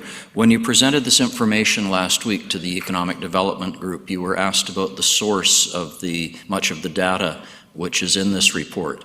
And just for the benefit of our listeners, I wonder if I could ask the same question and give you a chance to explain where the information came from.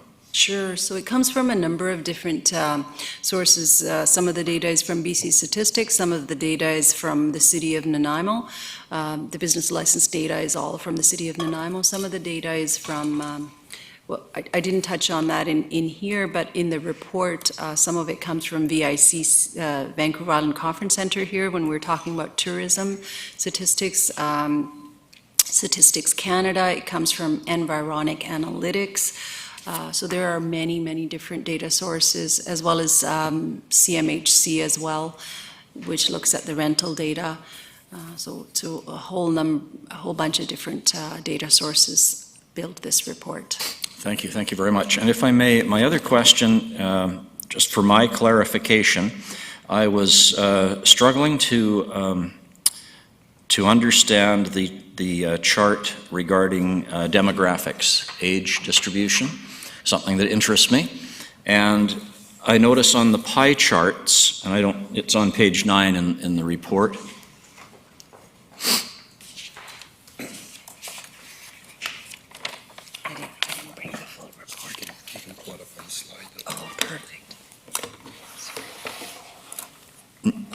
maybe you can just help me understand, because I might be misreading it. Yes, When- sorry, when go we- ahead. When we look at the pie charts for 2019 and projected to 2024, so for example, children aged 0 to 14 in 2019 indicates 14% of our population. Projection for 2024 is 13%, which is down 1%. Correct. But on the bar chart information underneath, it shows from 2019 to 2024 going up 4.1%. So I didn't know if I'm reading that incorrectly. It's the percentage of the population. So the top is the proportion of population, and the bottom is the actual number and what it's going to go up by. I hate to interrupt and point out Please something help my uncomfortable, confusion. but the numbers are going up for everybody. Unfortunately, the numbers are going up fastest for people over 65. And that's my real concern. We're getting to be a bigger proportion of the population, even though the population of everybody is increasing. Is that fair to say? Yes. So there's absolute numbers, and then there's a proportion of the population that it represents. And those are two different. And I see. You could be going up in a age category, but overall, as a proportion of the population, it could be smaller. So they're two very different things we're looking at. Thank you for explaining that. Pray for more grandchildren, Councillor Thorpe. Anyone else? If not, Ms. Manhas, on behalf of council, I want to thank you very much. I noticed the attendance tonight of Mr. Smythe from the Chamber of Commerce here, who I think was probably of some assistance, his office, and good work in putting together this report. And again, thank you very much on behalf of the city.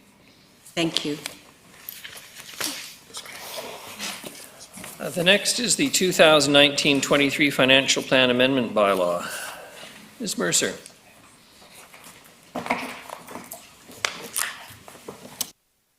Very depressing statistic. Thank you. Throughout the year, items come up that were not included in the adopted financial plan bylaw that we adopt before May 15th each year. So we haven't made any amendments to the official bylaw since that adoption on May 6th in 2019. So the purpose of this report is to provide council with information regarding all of the changes to the budget that has happened between May 6th and December 31st, 2019. And the report outlines the additions to the budget. So council has been made aware of most of the changes that have been made through reports to either the council meeting or Finance and Audit Committee meetings. All but one of the items that didn't come to council consisted of small dollar grant or private contribution additions. Many of the changes dealt with private contributions or grant money received. There were 2 land purchases funded from the Property Acquisition Reserve, and there were 2 projects that were accelerated from from future years to 2019 or 2020. So it just encapsulates all of the items that have changed throughout the year. And we're required to update our bylaw, so we're here to do that for first 3 readings. Thank you very much, Ms. Mercer. Everyone's had a chance to read the material. Councillor Gesselbach. Motion that Financial Plan Amendment Bylaw 2020, number 7279.02, pass first reading. Seconded. Seconded. All those in favor? Opposed? Motion carries. Ms. Mercer.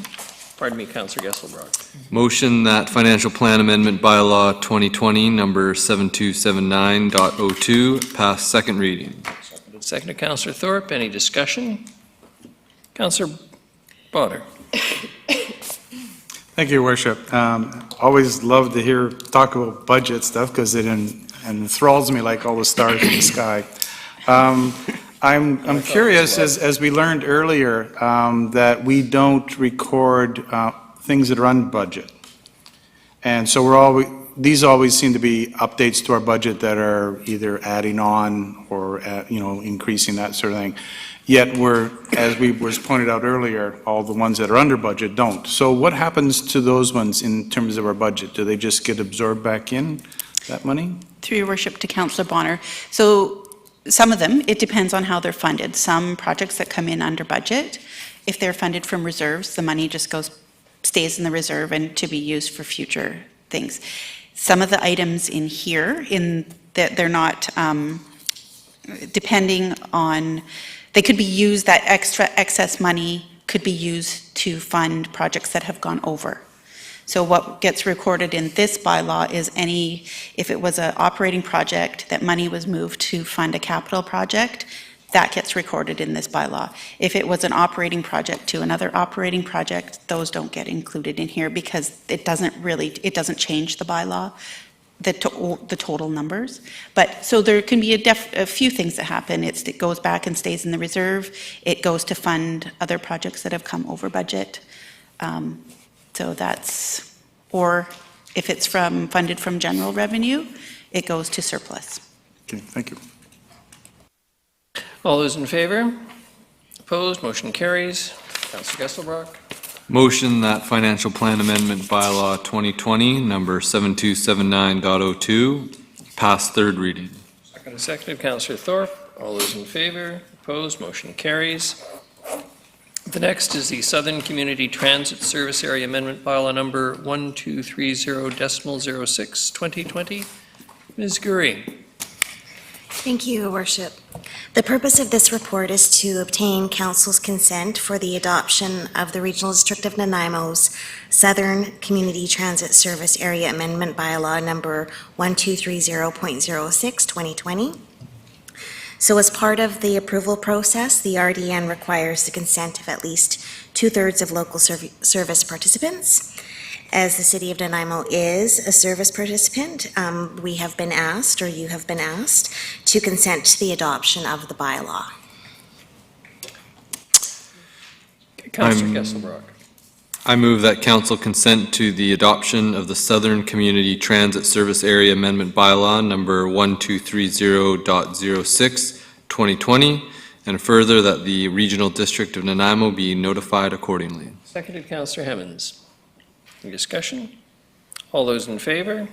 Opposed? Motion carries. Thank you.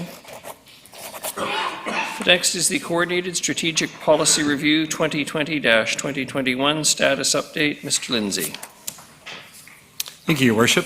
This is following up on a presentation that you received this afternoon at your GPC regarding the Coordinated Strategic Policy Review, and we're here this evening seeking Council's approval of the terms of reference for this project. The terms of reference are attached to Schedule A. Yeah, as I mentioned, you received a presentation at GPC. We weren't planning on redoing that same presentation for you, but it is attached to the agenda package here this evening. And Ms. Bhopal Singh's here with me, and we're certainly happy to take any specific questions. Councillor Hemmons. Thank you, Your Worship. I hope to be at the GPC when this was discussed earlier today, but I missed it, so now's my opportunity. Point D, include robust community engagement in the creation of plans and strategies. I'm curious if we will be looking at the recommendations of the Community Engagement Task Force to look at how to do engagement for this process? Through the chair to Councillor Hemmons. Oh, I beg your pardon. Through the chair to Councillor Hemmons. Oh, I'm off now. Am I on? Okay. Beg your pardon.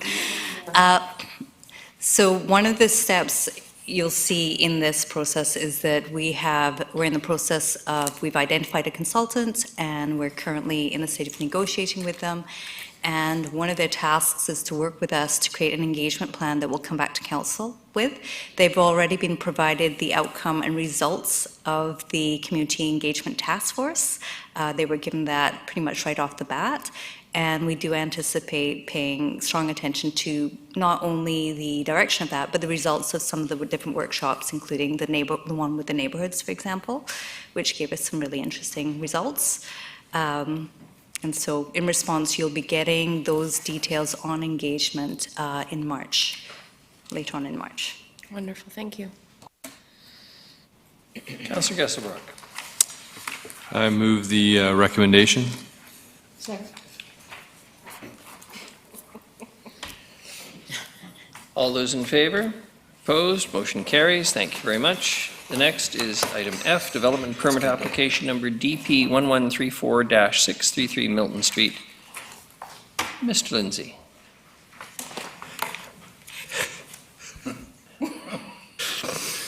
Should never sit Harding beside Mr. harassing you. Harding, sorry, Your Worship.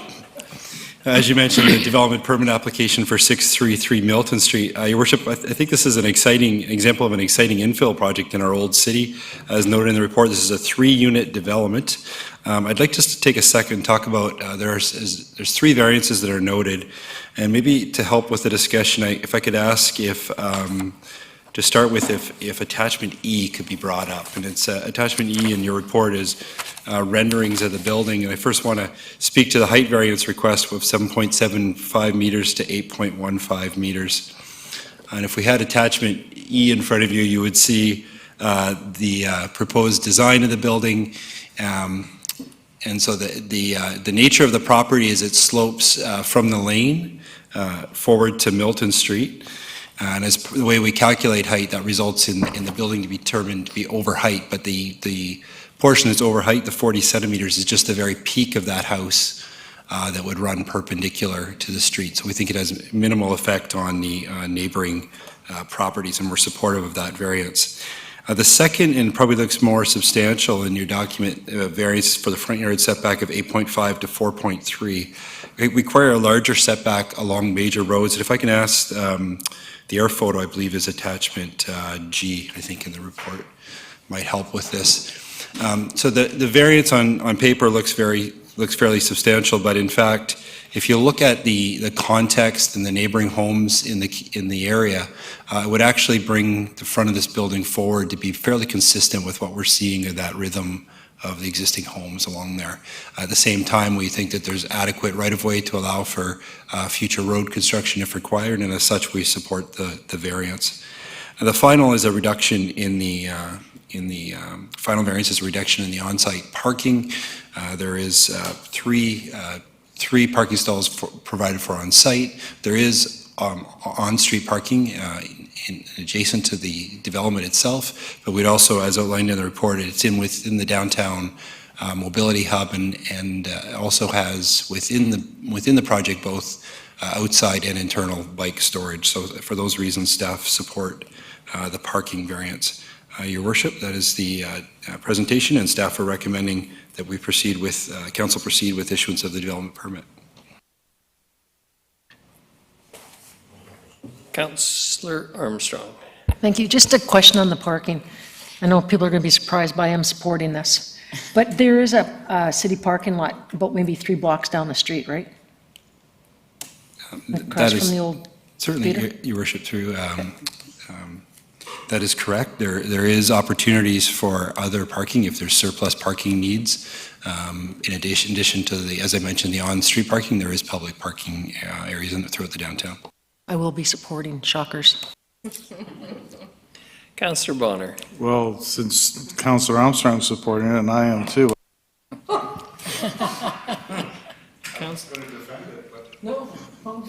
Should we get the motion on the floor, Councillor Hemmons, or do you? Sure, I'll move it. Seconded by Councillor Gesselbrock.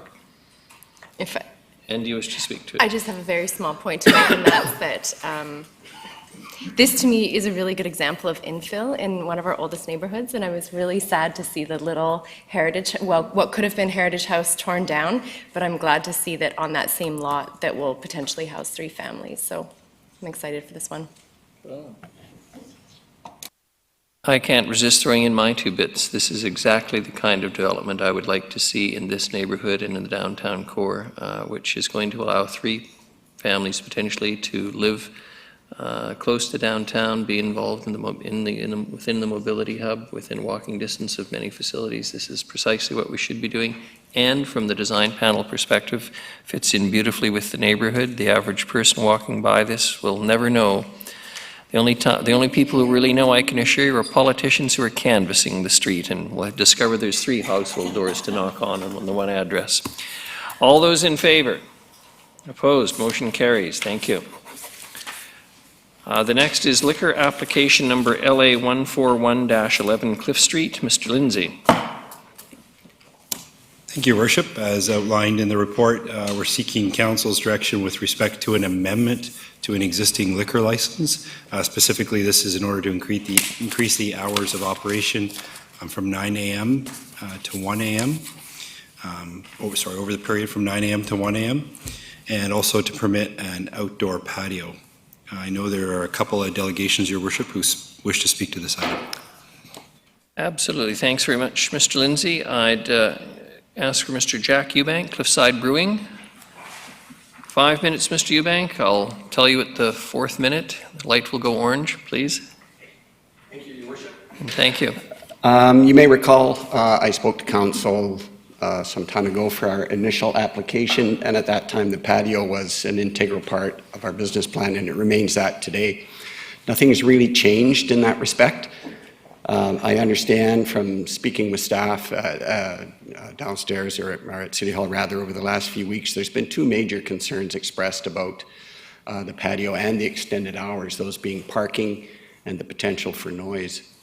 I would point out firstly concerning parking, yes, there is a parking problem in that it's a fenced compound. There's 4 or 5 other businesses in there with us. The area where the patio will be, however, is dedicated parking to Cliffside Brewing. So the addition of the patio will have zero impact on parking in the compound itself. The area where the patio is proposed to be is outside one of our shipping and receiving doors. Fortunate the nature of the building is we have another one right next to it, so we will use that for our shipping and receiving. So where the patio we would like to have the patio installed is a no parking area right now. We don't even permit staff to park there. So further to that, as I said earlier, the patio is an integral part of our business plan. It was critical to our decision to go into a lease agreement for that building in the first place. Without the patio, there's just the impact on our business would be very significant. Concerning the noise, as Mr. Lindsay said a few minutes ago, the application for our extended hours is from 9 a.m. to 1 a.m. Currently, we're open 3 to 11 through the week. So it's important for folks who are concerned about noise to know that the purpose of the application is really to allow us to open earlier, not to stay open later. We could stay open now to 11 o'clock. The latest that I can see looking ahead is midnight. I don't foresee us remaining open till 1 a.m. We do not want to be open on or about the time that the cabarets and things downtown empty. We want to be closed and gone home by that time. So we don't foresee staying open past really what we are now. We're open till midnight now, Friday nights, Saturday nights. That's fine with us.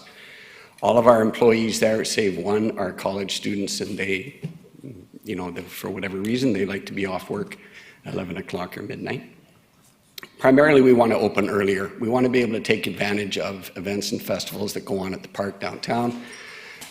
We have, for example, tomorrow, 2 tours coming through our facility. They had to alter their schedules so that they arrived after 3 o'clock. Throughout the summer, we have a number of inquiries from other tour groups and just a variety of other organizations that want to visit our facility, but because we don't open until 3, we miss out on some of those, or could miss out on some of those. So really, it's all about opening earlier and not staying open later. Cliffside Brewing has entered into a good neighbor agreement. We have every intention of examining our role with Bar Watch. We want neighbors in the vicinity to come see us and have a nice time. We don't want them to be awake at night wondering what we're up to down there. I noticed in the report the police are reporting 0 calls for service to Cliffside Brewing, except when we've unfortunately been victimized, but those things happen to businesses downtown. There's been 0 calls for service for drunkenness or rowdyism. It's just not tolerated in our business. I won't tolerate it. Staff won't tolerate it. And I just want to assure folks in the neighborhood that we take that kind of thing very seriously, sir. And so really those are just a couple of points that I would like to make. Thanks very much. Councillor Hemmens. Thank you, Your Worship, and thank you for presenting tonight. I'm curious if your rationale is to extend your hours to be open earlier, then why ask to extend them later as well? Well, simply put, an example I might float out there is New Year's. I'm sorry, I didn't catch that Is answer. New Year's. We would like to be able to perhaps, just by example, hold some sort of New Year's event or allow people to come and celebrate New Year's at our facility. We can't do that if we close at 12. We have to stop service at 12. So in order for folks to come and celebrate the New Year and carry on as folks do at New Year's, we have to be able to serve longer than that. And I'm not saying we will never be open later, but it would be hopefully tied to an event downtown, Marine Festival or Dragon Boat Festival or something like that, where there's people in the park or people moving about downtown and they want to come and have a drink at our establishment up to 12 o'clock. Okay, thank you. Thanks very much, Mr. Eubank. Thank you, folks. The next delegation is Mr. Vic Sweet. Please come ahead, Mr. Sweet. Same thing, 5 minutes. At the 4-minute mark, the light will turn orange. If you could introduce yourself and address, please. Thanks. My name is Vic Sweet. I'll be speaking tonight against the amendment to the liquor hours. On the application, it actually says 9 a.m. to 2 a.m. That's what was given to me on the application for the liquor. And also to include outside patio, a truck food service, and also be 7 days a week. I represent 3 buildings, basically. I own 57 Skinner, 67 Skinner, own 80 Cliff Street, I own 82 Cliff Street. I have 8 residential tenants there, 1 commercial. We've actually decided to cancel the one on the vacant lot because the city doesn't seem to be going the direction that I like. For instance, development cost charges being canceled. The disorder in downtown is getting atrocious. And I believe extending liquor hours will just fuel that atmosphere. I have 12 main reasons.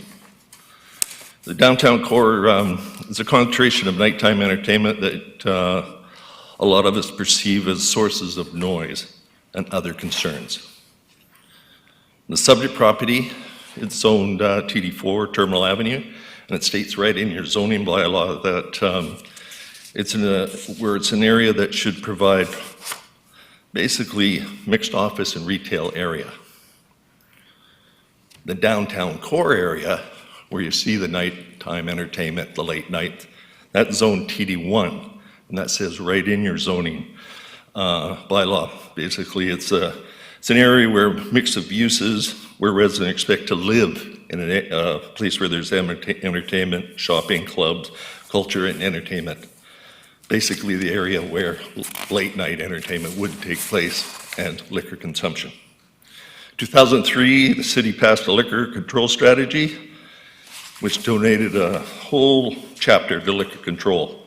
The liquor control strategy identified the controlling of liquor hours could address some of the public disorder in the downtown Nanaimo, and clearly recommends that council not endorse any extensions to liquor service hours outside the downtown core, which was C28 then, which is now TD1.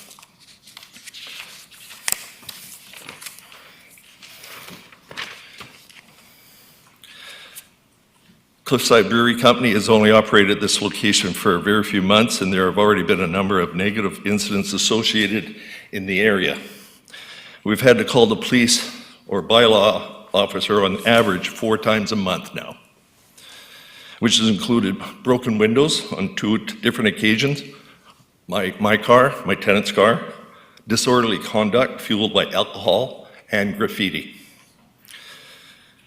Last time a request was to have 2 a.m. hours in this neighborhood. They had 18 responses. 11 said no, 7 said yes, but they only found out later the 7 that said yes are businesses that close at 5 o'clock. So it basically doesn't affect them. City Council at that time wisely declined that request. 7, White Sails Brewery, the Nest, Genus, that serve liquor, operate very successful businesses for many years, and we have never had any cause for concern. for the neighborhood. These open at 11 a.m. and they close at 10 p.m.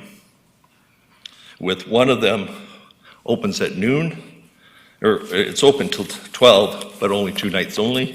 And 1 minute more, Mr. Sweet. Okay. Main problem is it goes from the downtown core to this area, and the intoxicated people travel between those two, and we've noticed increased traffic. They state that they're going to may have recorded entertainment. It's a very old building. In fact, he even says there's a garage door. There's 2 of them. They're not insulated. They're going to be open so he can get to the patio area.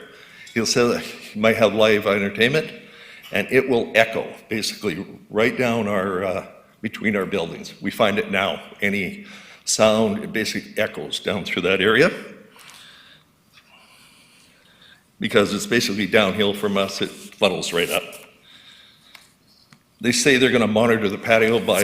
If you could wrap up, Mr. Sweet. Sure. They say they're going to monitor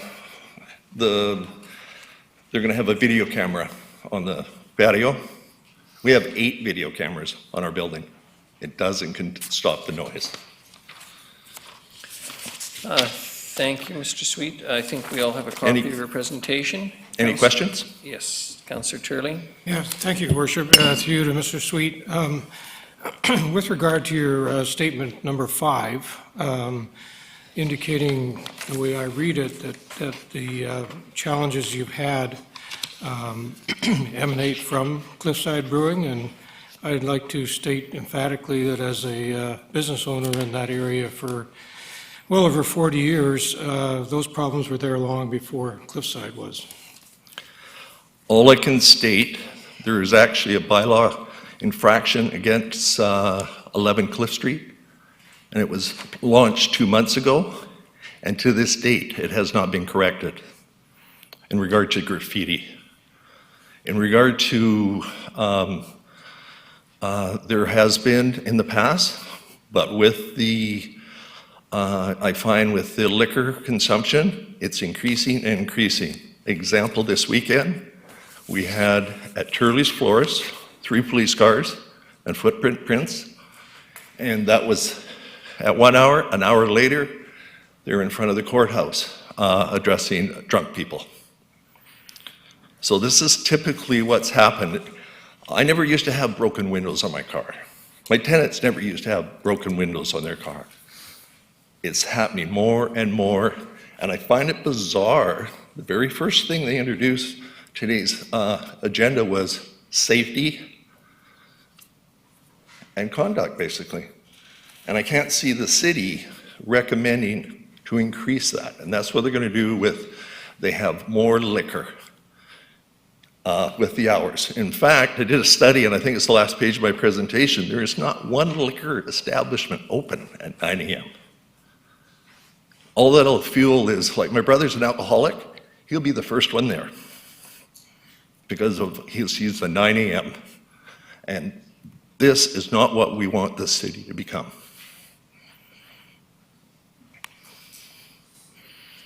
Any other questions? Thank you very much.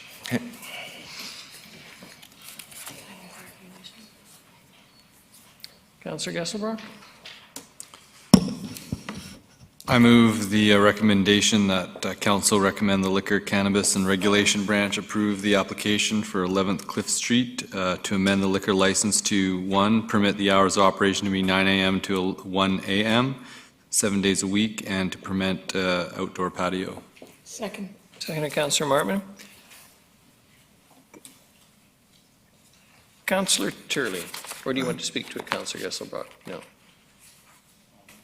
Councillor Turley. Okay, so I have a couple of questions. First of all, through you to staff, do we know the closing time allowed by the LCB for the 3 businesses as indicated on Mr. Sweet's proposal, White Sails, Nest, and Genus?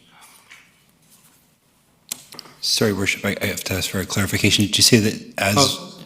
The Liquor Control Board allows certain hours, and I didn't know what the closing time allowable on those facilities are.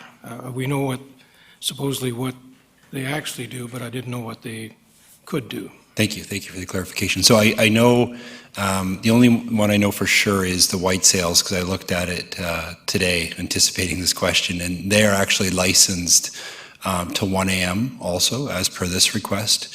But it's important to note that many of the operators who get licenses that give them the opportunity to operate within those hours, they won't necessarily always operate. So I think white sales, and I was, based on their website anyways, I think they're open till 10 o'clock most nights, and then they're open to midnight on the weekends, but they're licensed to go to 1 a.m.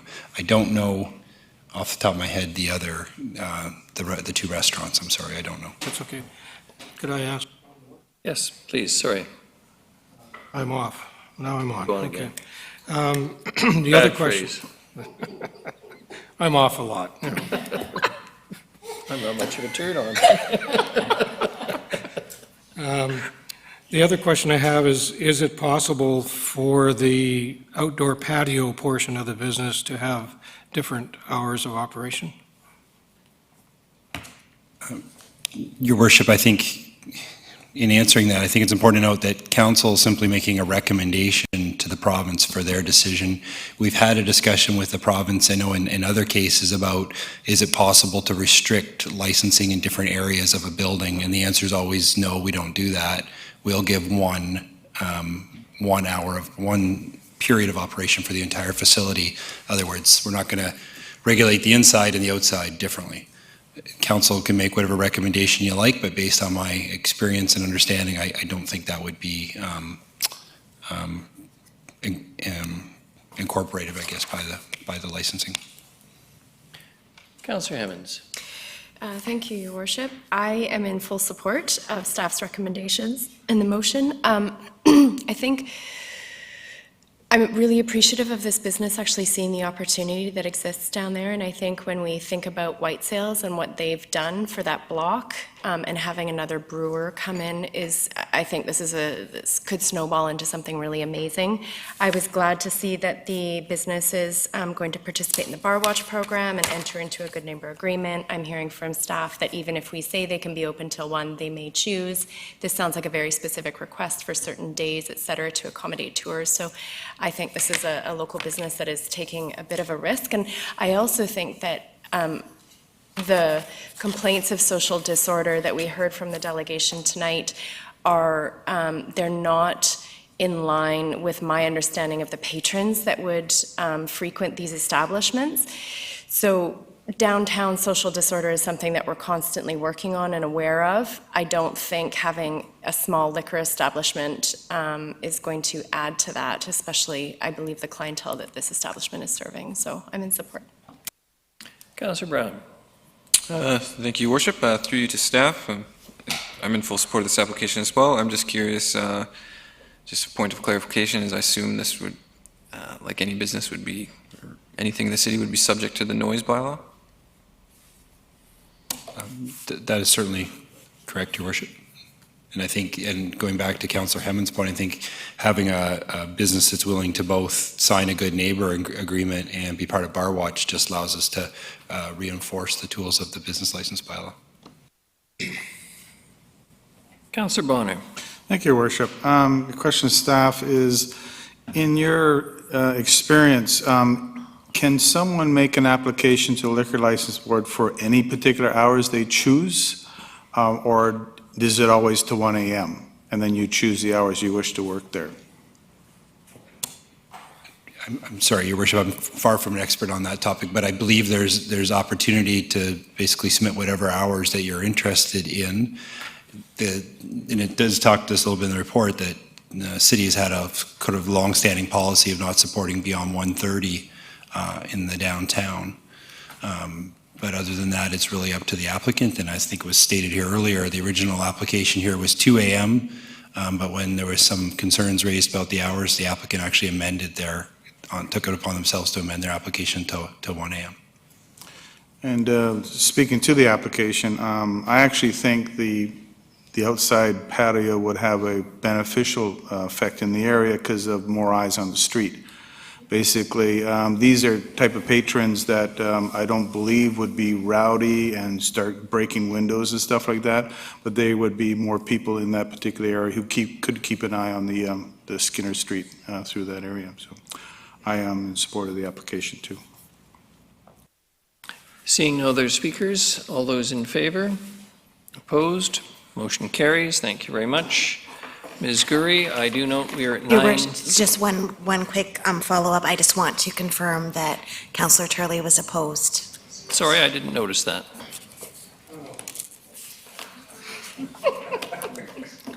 I do note it's 9:16. We have a choice to either recess or vote to carry on.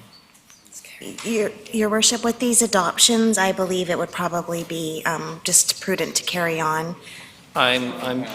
I'm certainly advocating carrying on, and I don't see any strong objections. We'll move on to bylaws. Zoning Amendment Bylaw number 2019, number 4500.148. Councillor Gesselbrock. I move that zoning amendment bylaw 2019 number 4500.148 be adopted. Don't like to read that middle bit, do you? Seconded, Councillor Emmons. All those in favor? Opposed? Motion carries. Councillor Gesselbrock. I move that zoning amendment bylaw 2019 number 4500.170 to rezone 4771 Hammond Bay Road from single dwelling residential R1 to low density residential R6 be adopted. Seconded, Councillor Bonner. All those in favor? Motion carries. Thank you. We have the bylaw status sheet for information only. We have no notices of motion. Under other business, there is a letter correspondence dated January 31st, 2020 from the City of Langley remodernizing the Motor Vehicle Act. Councillor Brown. Thank you, Your Worship. On the good advice from staff, this was the appropriate place to bring it because we just weren't sure on process of how to get this to a GPC, but I would like to refer this to the GPC on transit and sidewalks. And a second, do we need a motion? Seconded, Councillor Hemmons. Any discussion? All those in favor? Opposed? Motion carries. The next is question period. I think it's Rory or Roxy.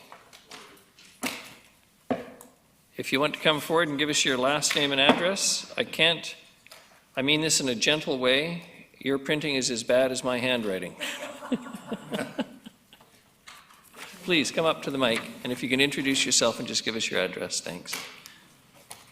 Hello, my name's Rory Conkar. I've been a resident in Nanaimo for about 12 years. My last, I guess, applicable address would have been on Comox Road at 618 Corlett Place, which would be subsequently my second question. My first primary question is the washroom down at Diana Corral Plaza that was installed by the city, I think about 5 years ago or so.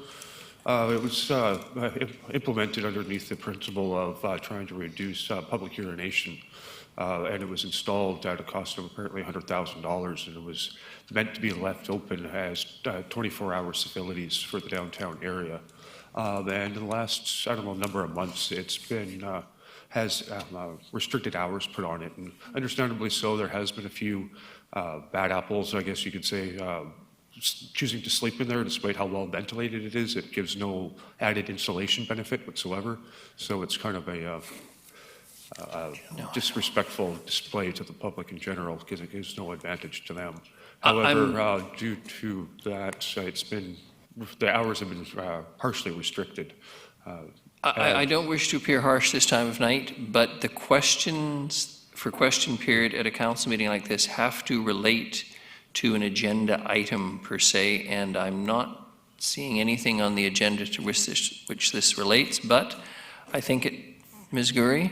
Your Worship, yes, sorry about that. I was going to chime in to say the same thing, that questions have to relate to an item that was discussed by council this evening, though I'd be happy to let you know how that you could sign up to actually speak to this matter at the next council meeting. Okay, yeah. So you can actually sign up with this item as an agenda item and come forward and have your 5 minutes to talk. Okay. So that is available to you, that option.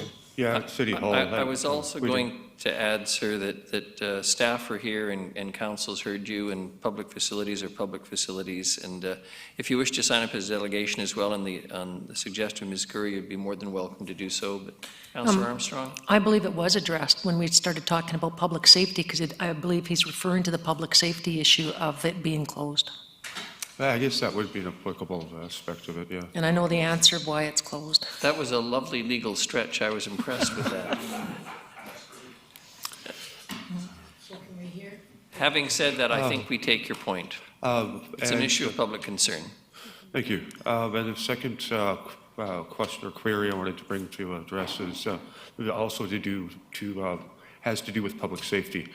I was wondering what the city's policy or approach should be to illegal evictions that have taken place, more on the arbitration side, unfortunately. Sorry, on the what? I couldn't quite catch that on the... Without taking up too much of your folks' time, I might be able to just give some of the highlights and hopefully be able to talk to somebody after the council meeting's convened. But it has to do with a small misunderstanding between a resident and a landlord that quickly got out of control due to the residential tenancy board getting involved and basically sidebarring the landlord as basically bullying the tenant and Your Worship? implementing an illegal eviction. Again, that, with great which respect, is does putting not, us- it does, with respect, it does not relate to an agenda item of the city, and any It's- issues respecting landlord and tenant issues are strictly within the purview of the provincial government. It'd still be an and offshoot of public safety. Subject to the decisions of the residential tenancy branch. The time it would impact citizens in the city if it was a question of a nuisance property. And in order to apply to do that, there is a process. Complaints have to be made. A number of complaints have to be received. And the city will act in those circumstances, but it will be the owner of the property, not the tenant, who would be found responsible. It was a senior citizen's home. Your so Worship, it's- I'm sorry, sir, I don't want you to disclose any personal information about any individual that shouldn't be shared publicly, as well as what the mayor was saying is when it's a resident-tenant issue, the city council here, they can't help you in that matter, so they have no jurisdiction to help you. Even if you say it's public safety, unfortunately, this mayor and council can't help with resident tenancy disputes. All I can say is the resident was in good standing, had very little problems with the landlord, and it's become a person's now without residence due to an illegal eviction, which has put their safety in a compromised position. Anyhow, if it's not under your jurisdiction, nobody seems to have jurisdiction over this matter. So I'm a little concerned for public safety in general if this is going to become an ongoing trend. Investigate further, if it's an issue between a landlord and a tenant, the residential tenancy branch most certainly has jurisdiction. But say nobody seems to have jurisdiction to intervene on their misconduct. I appreciate your comments, but I'm not going to stay here tonight to argue. I am about not wanting whether to or not argue, I'm just stating the situation. jurisdiction. I would ask for a motion to adjourn. So moved. Seconded, Councillor Martman. All those in favor, motion carries. Thank you very much, everyone.